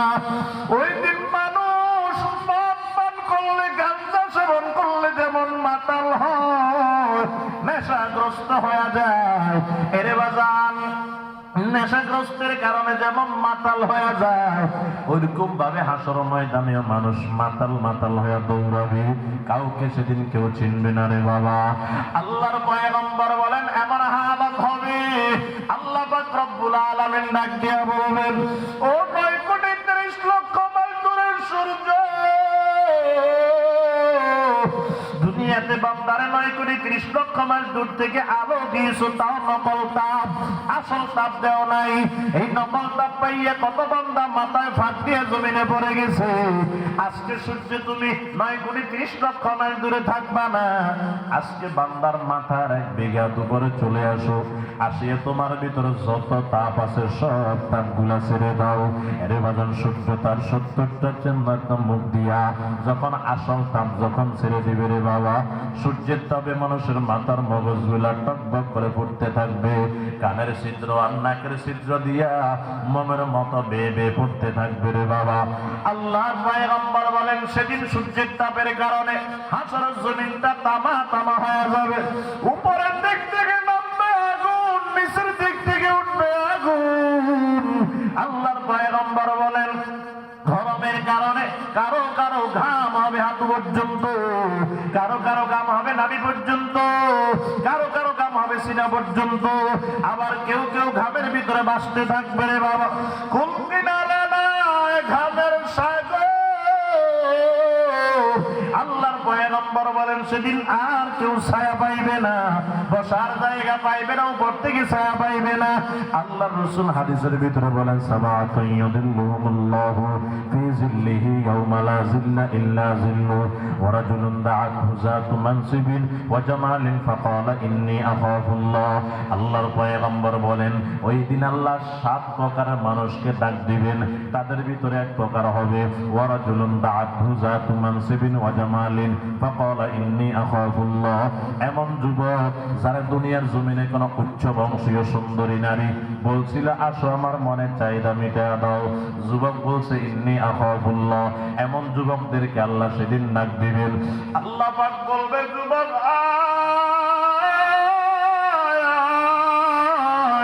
দুনিয়াতে আমি আল্লাহর ভয় গুনার দিকে যাও না, আজকে এই কঠিন হাসর ময়দানে আমি আল্লাহ তোমার কষ্ট দিব না, আজকে আমি আল্লাহ তোমাকে মায়া করিয়া দয়া করিয়া আমি আল্লাহর আরশের নিচে ছায়ার ব্যবস্থা করে দিলাম। সুবহানাল্লাহ। এটা মুসলমান আমার বাবা যেটা বুঝাইতে চাইতেছি, 2 নম্বর সবর আনিল মাসিয়া, গুনাহের থেকে সবর। যদি গুনাহ থেকে সবর করতে পারি পুরস্কার দিবেন কে? বলেন না কে? আল্লাহ। কি দিবেন? আরশের নিচে কথা কয় না, আরশের নিচে। এই গেল 2টা। কষ্ট নিয়ে না, কষ্ট হইতেছে বাবা? সময় তো কম, আর একটু আগামুনি থাকবেন নি? বুঝা যান না, থাকবেন নি? দেখি তো কারা কারা থাকবেন না, হাত তোলেন। তুলছে তো, থাকবেন না? ভুল হয়ে গেছে, ক্ষমা করে দেন, ভুলে গেছে। আল্লাহ বুঝার তো জোরে কম থাকবেন ইনশাআল্লাহ। আল্লাহ তৌফিক দান করেন, আমিন। কম গেল কয় নাম্বার? 2 নাম্বার মনে আছেন? 1 নাম্বার ইবাদতের ক্ষেত্রে সবর, যদি করতে পারে পুরস্কার কি? জান্নাত। 2 নাম্বার গুনাহ থেকে সবর, যদি করতে পারে পুরস্কার আরশের নিচে ছায়া। 3 নাম্বার সবর আলাল মুসিবা, মুসিবতের ক্ষেত্রে সবর। সেটা কি? বলে মুসিবত আসবে, আসলে মুসিবতের ক্ষেত্রে সবর করা। আপনার কাছে মুসিবত আসে না? সে কথা কয় না? সে আসেনি? আরে কি ইমাম, কি মুক্তাদি, কি বক্তা, কি শ্রোতা, কি সরকার, কি জনগণ। আল্লাহ তো নবীদেরকেও মুসিবত দিচ্ছে। কথা কয় না? সে বিশ্বাস হয় না মনে হয়? কিসের বক্তার, কিসের শ্রোতা, কিসের ইমাম, কিসের মুক্তাদি, কোনো ভেদাভেদ নাই। নবীদেরকে আল্লাহ মুসিবত দিছেনি। একটা কথা মুখস্থ রাখবেন, যার মুসিবত যত বড় সবর করতে পারলে তার পুরস্কারও তত বড়। সুবহানাল্লাহ পড়ে। নবীদেরকে আল্লাহ মুসিবত দিছেন। নবীদের ভিতরে একজন প্রসিদ্ধ নবী ইব্রাহিম আলাইহিস সালাম, নাম শুনছেন না? আল্লাহ জীবনে বড় বড় 3টা মুসিবত দিয়ে পরীক্ষা করছেন। বলবো ইনশাআল্লাহ। এক নাম্বার, এদিকে তাকান, আব্বা কয়, ও ইব্রাহিম যাও মুক্তি পূজা করো, সন্তানকে পারব না। কি পারবা না মিয়া? না না, আমার দ্বারা সম্ভব নয়। কেন? সন্তান বাবার দিলে মূর্তির মহাব্বত, সন্তানের দিলে কার মহাব্বত? পারুন না। আচ্ছা পারবা না, তাহলে যাও বাজারে গিয়ে মূর্তি বিক্রি করো। ওই সময় বাজারে মূর্তি বিক্রি হইত, মানুষ কিনে এগুলো ঘরে রাখতো। ইব্রাহিমকে পারুন না, পারবা না নিয়ে ঘরে থাকলে ঘরে কাজ করা লাগবে, যাও মূর্তি বিক্রি করো। আচ্ছা ঠিক আছে। আব্বা মূর্তি দেয়, খেয়াল করুন সন্তানকে, আব্বা মূর্তি তো বিক্রি করুন, বাজারে গিয়ে তো একটু অ্যাডভার্টাইজ দেওয়া লাগবে, কোনটার কি ফায়দা, অ্যাডভার্টাইজ দেওয়া লাগবে না? নয়তো মানুষ নেবে না। আচ্ছা ঠিক আছে, ধরো এই মূর্তিটা নিবা, নিয়ে বলবা যে ব্যক্তি মূর্তিটা নিয়ে ঘরে রাখবে তার কোনোদিন খানার অভাব হবে না। নাউজুবিল্লাহ না সুবহানাল্লাহ? নাউজুবিল্লাহ। জোরে কোন? নাউজুবিল্লাহ। মূর্তি খানা দিতে পারে না কথা হয় না, খানা দিতে পারে না। আচ্ছা ধরো এই মূর্তিটা নিয়ে যাও, বলবা যে ব্যক্তি মূর্তিটা নিয়ে ঘরে রাখবে তারে কোনোদিন কলরায় ধরবে না। নাউজুবিল্লাহ। নাউজুবিল্লাহ। আচ্ছা ধরো এই মূর্তিটা নিয়ে ঘরে রাখবা, যে ব্যক্তি মূর্তিটা নিয়ে ঘরে রাখবে, এই মূর্তিটা নিয়ে বলবা যে ব্যক্তি মূর্তিটা নিয়ে ঘরে সাজায় রাখবে তারে আসমানে জমিনে কোনো আযাব গজব গ্রাস করবে না। নাউজুবিল্লাহ। আব্বা মূর্তিটা হলে বহুত ক্ষমতা, হ্যাঁ বহুত ক্ষমতা। নিয়ে গেছে বাজারে, বিকেল বেলা আসছে, ইব্রাহিম নাই মূর্তিটা, মূর্তিও নাই। কি কৌমিয়া দোনোটা কেমনে না থাকে? আব্বা বিশাল বড় ঘটনা, আল্লাহ কি হেকমত দিছে আব্বারে কেমনে আটকাই, হেল করে। কি হয়েছে? আব্বা বাজারে যাইতেছিলাম, আমার পথে জরুরতে ধরছিল, আমি টুকরিটা মাথার থেকে নামাইয়া মূর্তি আমি জরুর সারাইতেছি। এখন আমি জরুর সারাইয়া উঠিয়ে দেখতেছি মূর্তি একটা মুখ বরাবর কুকুর একটা আইসা। বুঝে না? বুঝেননি কি করছে? আমি মনে করছি মূর্তি মনে হয় আমার অনুমতির জন্য বসে রয়েছে। আব্বা আমরা তো বলছেন বোধ ক্ষমতা, এখন কুত্তারে কেমন ঠেকায় না, এত ক্ষমতা নেই। আমি মনে করছিলাম আমার মনে হয় অনুমতির জন্য অপেক্ষা। আমি এবার বলছি ও মূর্তির দল, আব্বা তো বলছে বহু ক্ষমতা, একটু কার ক্ষমতা কত বেশি একটু দেখাও তো, একটা আরেকটার সাথে লাগিয়ে দেখো আমার। আব্বা বলতে দেরি, দেখেন কেমনে আটকে, আব্বা বলতে দেরি, একটা আরেকটার ক্ষমতা দেখাইতে গিয়ে এমন লাগা লাগছে, মারতে মারতে গিয়ারে গিয়ে পাউডার বানায় দিয়েছে। বাজারে যাবে এমন সুযোগ আমার দেয় না, তাই নাকি? হ এখন আব্বা যদি কয় বেড়া মূর্তি কি মারামারি করতে পারেনি, আব্বা এখন ঠকবে না? আব্বা বলছে না বহুত ক্ষমতা। আব্বা তো লাগবে না, মূর্তিও লাগবে না, কেউ লাগবে না। আরেকদিন সবাই প্রেম চলো কোথায়? ওই এলাকার বাইরে বাৎসরিক একটা মেলায় যেত, চলো মেলায় চলো। আমরা দিকে দেখবেন মৌসুমে মেলা হয়, মৌসুমে কক্সবাজার একটা মেলা হয়। আপনারা তো বুঝতেছেন নয়তো এখানে সবসময় থাকেন। আমরা দেখি তো গাড়ি ধরে ধরে আইয়ে আমরা নিয়ে এনে আইয়া বহুত সব কামাই চলে যায়। কেমন না? হ্যাঁ বহুত সব কামাই চলে যায়। হ্যাঁ আমি তো আলহামদুলিল্লাহ 10 বছর এই মাহফিল বয়ানের মাঠে মোটামুটি টুকটাক আল্লাহ সারা বাংলাদেশে ঘুরেতেছে। আমি কক্সবাজার কম আসলেও 1 বছরে 4-5টা প্রোগ্রাম কমপক্ষে করি। আজকেও আমি ডলফিন মোড় থেকে এদিকে আসি, এদিক থেকে আবার ফেরি বিচে আমি যাবো না, আমার মন চায় না। এটা মনে করতেছেন আমি বুজুর্গ নিতে চাইতেছি, না না, যেটা বাস্তব এটা বলতেছি। এই পর্যন্ত মনে হয় 15-20 বারের উপরে আসছি আমি কক্সবাজার শহরে, কিন্তু গেছি মনে হয় 1বার না 2বার। আমার সাথে যারা আসলে তোমাদের একটু চলেন না দেখি আসি।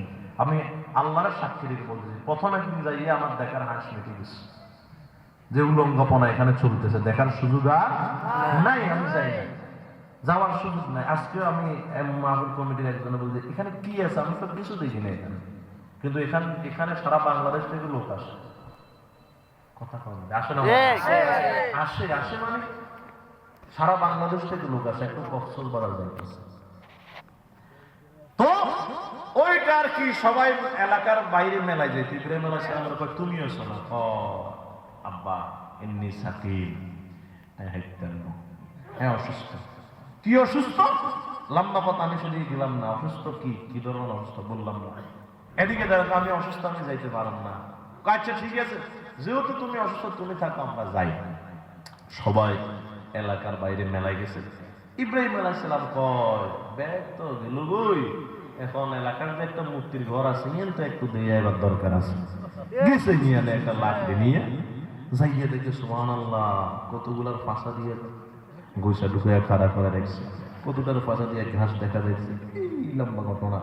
যাইয়ে সেখানে একটা দেখে বিশাল বড় 12-14 হাত দিয়ে ভাবে দাঁড়ায় রয়েছে। ইব্রাহিম আলাইহিস সালাম আউযুবিল্লাহ বিসমিল্লাহ ছাড়া একদিক থেকে মায়ের মূর্তিগুলোর আর বুঝেননি, মোটামুটি বড়টার মারে না, সবগুলার ভাঙ্গিয়া বড়টার গলায় লাঠিটা ঝুলাইয়া চলে আসছে। এখন সবাই বাইরের থেকে এসে করে নিজের এলাকার কি করে মন্দিরে একটু যাইয়া পুজোটা দিয়ে আসে। পুজো দেওয়ার জন্য যখন গেছে যাইয়া দেখতে যে কেউ আমাদের এই মূর্তিগুলোর উপর ঠাড়া ফলাইলো। কি এলাকার তো ইব্রাহিম ছাড়া কেউ নাই, ভাই ইব্রাহিমকে ধরে নিয়ে আসো। এই শুরু হয়ে গেছে পরীক্ষা। ধরে নিয়ে আসো ইব্রাহিম। হ্যাঁ তুমি এলাকাতে কেউ নাই, আমাকে ওইগুলার খোদাগুলার মারছে কেড়াই। কয় যে কেড়াই মারছে তোমরা দেখো না, বড়টা লালকে নিয়ে দাঁড়ায় রয়েছে। এটারে জিগাও না, কয় এটা কি কথা বলতে পারে না? কয় যেটা কথা বলতে পারে না মান ওকে আমার। বুঝছি তুমি ছাড়া কেউ না। ধরছে, দরিয়া নিয়ে গেছে কোথায়? ওই নমরুজ্জা ডাকাতের কাছে। নমরুজ্জা ডাকাতের কাছে নেওয়ার পরে নমরুদে কয় ইব্রাহিম তুমি কি আমার খোদা মানো না? না না। কেন মানো না? আর আমি তো এমন খোদার মানি যিনি মারতেও পারেন বাঁচাইতেও পারেন। জিন্দানখানা থেকে জেলখানা থেকে দুইটা লোক নমরুজ্জা নিয়ে একটারে মারছে আর একটারে ছাড়িয়ে দিছে। ভাই প্রেম দেখো আমিও মারতে পারি, আমিও ছাড়তে পারি, বাঁচাইতে পারি। আরে না না, এই মারা আর এই মারা না। আমি এমন খোদারে মানি যে খোদায় প্রত্যেকদিন পূর্ব দিক থেকে সূর্য উঠায় পশ্চিমে ডুবায়। তুমি যদি খোদা হইয়া থাকো আগামীকালকে পশ্চিম দিক থেকে সূর্য উঠাইয়া পূর্ব দিকে ডুবাও, আমার একটু দেখাও। আমার 14 গোষ্ঠীও পারত না। যতদিন পারবা না ততদিন তোমার আমি খোদাও মানতে পারবো না। জোরে জোরে বলেন সুবহানাল্লাহ।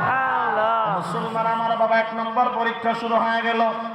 ইব্রাহিম আলাইহিস সালাম যখন খোদা মানে না, এবার কই ইব্রাহিমের জন্য আগুন লাগাও। মনে আসেনি বাবা? আগুন লাগাও। লম্বা কথা বাজান, আগুন কতটুকু, কত লম্বা, আগুনের কুণ্ডলী কতদিন জোগাড় করছে, কত বড় হয়েছে, আগুনের তাপ কেমন, লম্বা কথা আমি সেরিয়ে গেলাম না বাজান। শুধু উদাহরণটা দিতে আসি। ইব্রাহিম আলাইহিস সালামকে বাবা আগুনে ফেলানোর জন্য যখন তৈরি করলো, ফালাইতে চেষ্টা করলো, পারে নাই।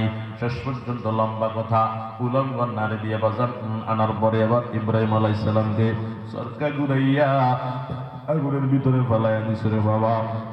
খেয়াল করেন বাজান, ইব্রাহিম আলাইহিস সালামের 1 নম্বর পরীক্ষা শুরু হয়ে গেল। আগুনের ভিতরে পড়ে গেল। ইব্রাহিম আগুনের ভিতরে পড়ার আগে যেমন পড়েও তেমন। সুবহানাল্লাহ বলবেন না? ইব্রাহিম আগুনের ভিতরে বৈশা একটু ভয় পায় নাই। আগুনের ভিতরে বৈশা জিকির করে। আল্লাহ কয় ইব্রাহিম যাও, আমার বন্ধু ইব্রাহিম রে দেখে আসো, আমার খলিল ইব্রাহিম রে দেখে আসো, কি লাগবে একটু জিজ্ঞাসা করে আসো। জিব্রাইল আয়েশা কয় ইব্রাহিম কি লাগবে বলো। কয় কে তুমি? কেডা তুমি? আমি জিব্রাইল। কেন আসছো? কয় সহযোগিতা করার জন্য। আমি যে আগুনে পড়ছি আমার মালিক কি দেখে না? কয় দেখে তো। দেখলে তুমি কি সহযোগিতা করবা? তোমার সহযোগিতার দরকার নাই, যেই মালিকের কারণে আমি আগুনে পড়েছি সহযোগিতা লাগলে আমি সেই মালিকের পক্ষ থেকে সহযোগিতা নিব। জিবরাইল আলাইহিস সালাতু ওয়াস সালাম আল্লাহর দরবারে যাইয়া কয় আল্লাহ আমার সহযোগিতা চাই না। কয় কি বলছে? আপনিই তো সহযোগিতা করবেন। আল্লাহ কয় কথা তো সত্য বলেছে। আল্লাহ বলে কুলনা, আল্লাহ বলেন ইয়া নার হে আগুন কুনি হয়ে যাও বারদাও সালামা, আরামদায়ক ঠান্ডা। বারদান মৌসুফ, সালাম তার সিফত, আরামদায়ক ঠান্ডা। খেয়াল করেন বাবা, আল্লাহ কয় বারদান সালাম আরামদায়ক ঠান্ডা হও। আলা ইব্রাহিম, আলা ইব্রাহিম, আলা ইব্রাহিম। সালামান আলা ইব্রাহিম। ওয়াগুল, আমি আল্লাহর হুকুম তুমি আমার ইব্রাহিমের জন্য আরামদায়ক ঠান্ডা হয়ে যাও। এ বাজান ইব্রাহিমের জন্য আল্লাহর হুকুমে আগুন এত আরামদায়ক ঠান্ডা হয়েছে। ইব্রাহিম আলাইহিস সালাম বলেন, এই দুনিয়াতে আমি অত শান্তি কোনোদিন পাই নাই, আগুনের ভিতরে পইরা যে শান্তি পাইছিলাম। জবান খুলে বলেন সুবহানাল্লাহ। দেখেছে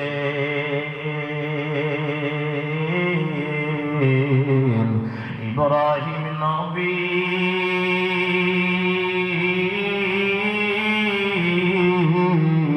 নমরুদের আগুনে পড়ে, আগুন হলো ফুল বাগিচা, আগুন হলো ফুল বাগিচা, নবীর পশম জ্বলে না। হামেশা জিকির করো মুমিন, গাফিল থাইকো না। দেখেছে মুসা নবী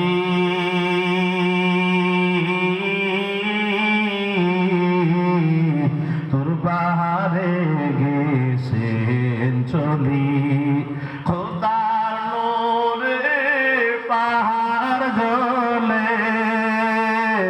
খোদার নূরে পাহাড় জ্বলে, নবী মুসা জ্বলে না। হামেশা জিকির করো মুমিন, গাফিল থাইকো না। ডেকেছে নবী হলি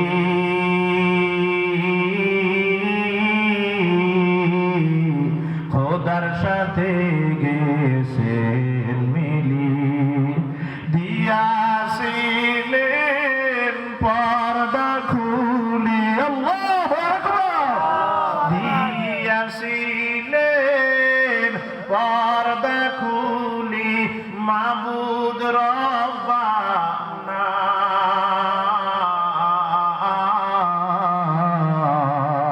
হামেশা জিকির করো মুমিন, গাফিল থাইকো না। বরসে হরদম বগয়াত আল্লাহু, না গোয়াত টুনটুনা টুনটুনা টোটো, বজাহের সাম আমি আয়াত কে টুটু, কে দর মানা বগয়াত আল্লাহু। এরে মুসলমান আমার বাবা, জবানটা খুলে বলেন না, ইব্রাহিম আলাইহিস সালাম 1 নাম্বার পরীক্ষায় পাস না ফেল? পাস। জোরে কর। 2 নাম্বার পরীক্ষা শুরু হয়ে গেল। খেয়াল করেন বাবা, এই দুনিয়াতে আপনাদের সমাজে বাজান খেয়াল করেন, একজন 25 বছরের সন্তানকে বিবাহ করাইলেন। সন্তানটা বাজান বিবাহ করার পরে 1 বছরের মাথায় আল্লাহ তাকে একটা সন্তান দিয়া দিছে। এই সন্তানের জন্য আব্বা তেমন কষ্ট করা লাগে নাই, আব্বাকে তেমন অপেক্ষাও করা লাগে নাই। 1 বছরের মাথায় আল্লাহ সন্তান দিয়া দিছে। 1 বছর পরে সন্তানটা পাইয়া এর বাজান 3 মাস বয়সের সন্তানটারে প্রবাসে আব্বা যাওয়ার সময় সন্তানটার বুকের ভিতরে নিয়ে কান্না শুরু করে দেয়। কেন রে বাজান, কেন জানেননি? এই সন্তানের জন্য একটা মায়া লেগে গেছে। এর বাদামদিক দিয়ে ইব্রাহিম আলাইহিস সালাম 80 থেকে 82 বছর পর্যন্ত শুধু কান্না করে, রব্বি হাবলি মিনাস সালিহিন, রব্বি হাবলি মিনাস সালিহিন, ও মালিক একটা নেককার সন্তান দান করেন। এই বাদান 80 থেকে 82 বছর বয়সে আল্লাহ দোয়া কবুল করে একটা সন্তান দিয়েছে, নাম রাখছে ইসমাইল। এবার বলেন না, ওই সন্তানের জন্য আমাদের থেকে ইব্রাহিম আলাইহিস সালামের মায়া কম না বেশি? জোরে কর। ওই সন্তানের জন্য মায়া বেশি, কিন্তু আল্লাহ কি কয়, ইব্রাহিম আর মায়া দেখায়ও না, এবার ইসমাইল এবং তার মারে বাড়ি থেকে বের করে দাও। এরে বাজান বাড়ি থেকে বের করে দিবে কোথায়? বর্তমান খানায় কাবা। তখন তো সেখানে কোনো বাড়ি ছিল না, ঘর ছিল না, মানুষ ছিল না, শুধু মরুভূমি আর মরুভূমি, পাহাড় আর পাহাড়। আল্লাহ পাক ডাক দিয়া কই, ইব্রাহিম যাও যাও, সন্তান এবং তার মাকে সেখানে ফেলায় আসো। এরে বাজান আল্লাহর পরীক্ষা, মনে চাইতেছে না রেখে আসার জন্য, এত সাধের সন্তান, এত খুশি হয়ে গেছে সন্তানটা হওয়ার পরে। কিন্তু আল্লাহর হুকুম করবে কি, 2 নম্বর পরীক্ষা শুরু হয়ে গেল। হাতের ভিতর বিবিরে ধরিয়া সন্তানটার বুকের ভিতরে নিয়ে রওনা হয়ে গেছে। সামান্য পানি এবং সামান্য শুকনা খানা নিয়ে রওনা হয়ে গেছে। ওই খানায় কাবা, বর্তমান খানায় কাবার কিনারায়। ওই সময় বাজার বাড়িঘর কিছুই ছিল না, মানুষ ছিল না, কোনো খানা ছিল না, কিছুই ছিল না রে বাবা। রাইখা রওনা হয়ে যাইতেছে। হাজরা ডাক দিয়ে গো, পানের স্বামী দাঁড়ান, এখানে কেন রাইখা যাইতেছেন? কার কথাই রাইখা যাইতেছেন? কি অন্যায় করলাম গো স্বামী? ইসমাইল যদি কান্না করে কার হাতে তুলে দিব?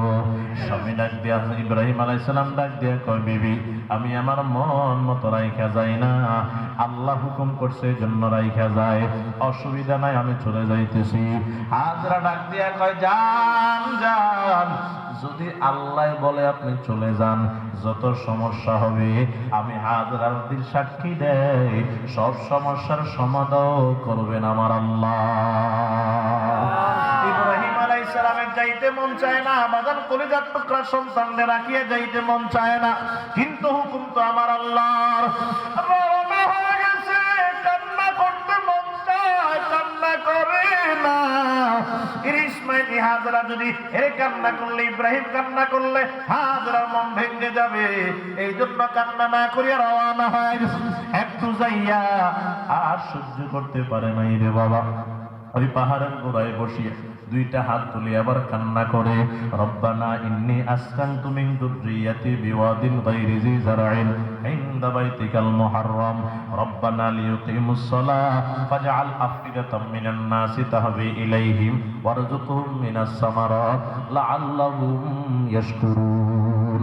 আল্লাহ ডাক দিয়ে, আল্লাহর কাছে ডাক দিয়া কও, আল্লাহ কলিজার টুকরা সন্তান এবং বিবিদের রাইখা চলে যাইতেছি আপনার খানায় কাবার কিনারায়, যাতে করে তারা নামাজ আদায় করতে পারে, এবং যদি কোনো মানুষ সেখানে আসে তাদের মনগুলা এদের দিকে মাইল করে দিয়েন। আর আপনার যদি পছন্দ হয় এদের জন্য কিছু ফলের ব্যবস্থা করে দিয়েন গো আল্লাহ। এরে বাদান, যেখানে ফল তো দূরের কথা, ফল গাছের নাম গন্ধও ছিল না, ওই সময় যখন ধৈর্যের সাথে দোয়া শুরু করে দিল, আল্লাহ বর্তমান ওই জায়গায় এত ফল দান করে দিয়েছে, সারা আরব রাষ্ট্র খায়াও শেষ করতে পারে না। কথা বলেন ঠিক কিনা? এই বাজান বলেন না, 2 নাম্বার পরীক্ষায় পাস না ফেল? পাস। 3 নাম্বার পরীক্ষা কথা শেষ, দোয়া হয়ে যাবে, খেয়াল করেন বাবা। 3 নাম্বার পরীক্ষা, আল্লাহ করে ইব্রাহিম পরীক্ষার জন্য রেডি হও। এরে বাজান রহমানিয়া মাদ্রাসায় আজকে সন্তানদের ভর্তি করাইলো। 10-12 বছর 15 বছর সন্তানের বয়স, ওস্তাদ পড়ালেখার জন্য একটা বেত্রাঘাত করছে, আব্বা সহ্য করতে পারে নাই, ওস্তাদের বিরুদ্ধে কথা হামলা মামলা, কথা কন্যা কেন ঠিক নেই। এরে বাজান সন্তানকে মানুষ বানানোর জন্য একটা থাপ্পড় দিছে, একটা বেতের বাড়ি দিছে, আব্বা আম্মা সহ্য করতে পারে না।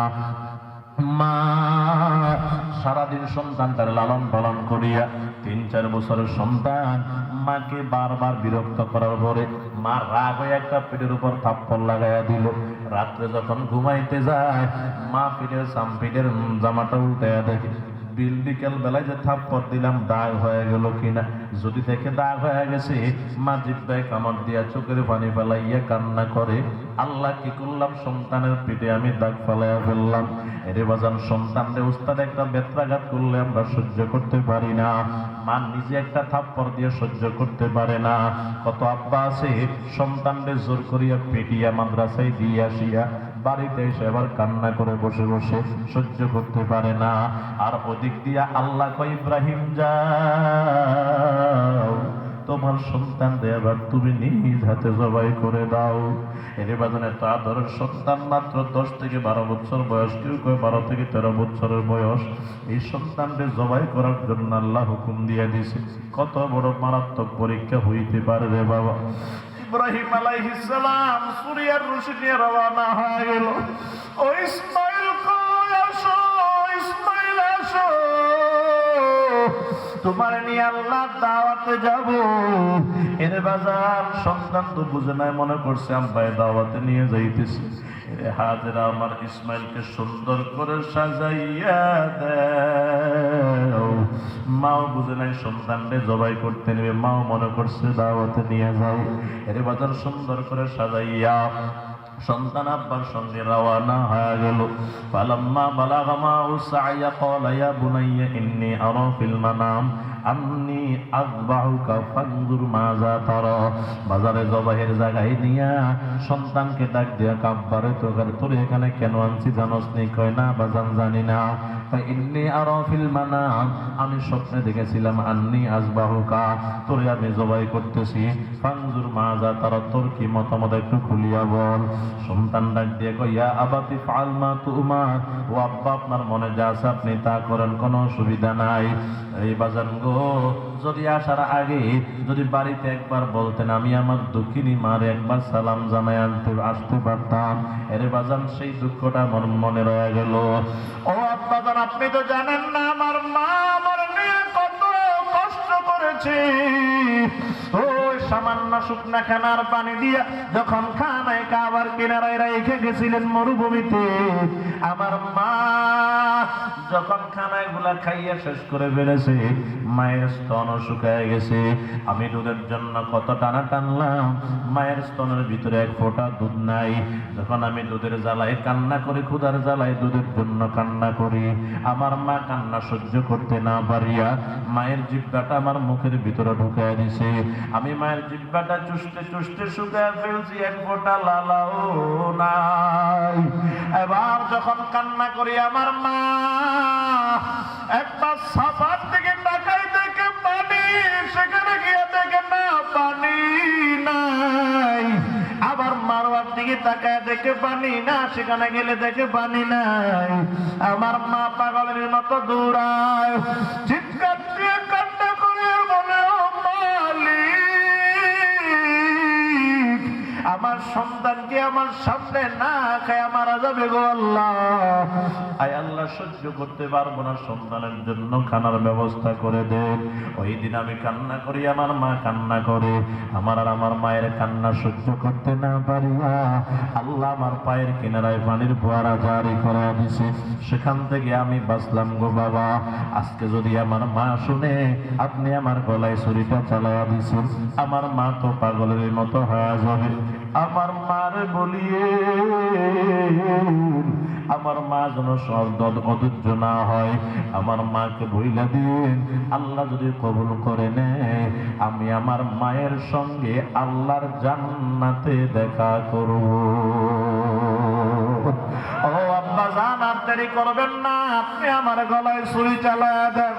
আব্বা জান, ছুরি চালানোর আগে দুইটা কাজ করবেন। এক নাম্বার আমার হাত দুইটা পাও দুইটা বেঁধে নিবেন, দুই নাম্বার একটা রুমাল দিয়ে আমার চেহারাটা ঢাকিয়ে নিবেন। কই কেন?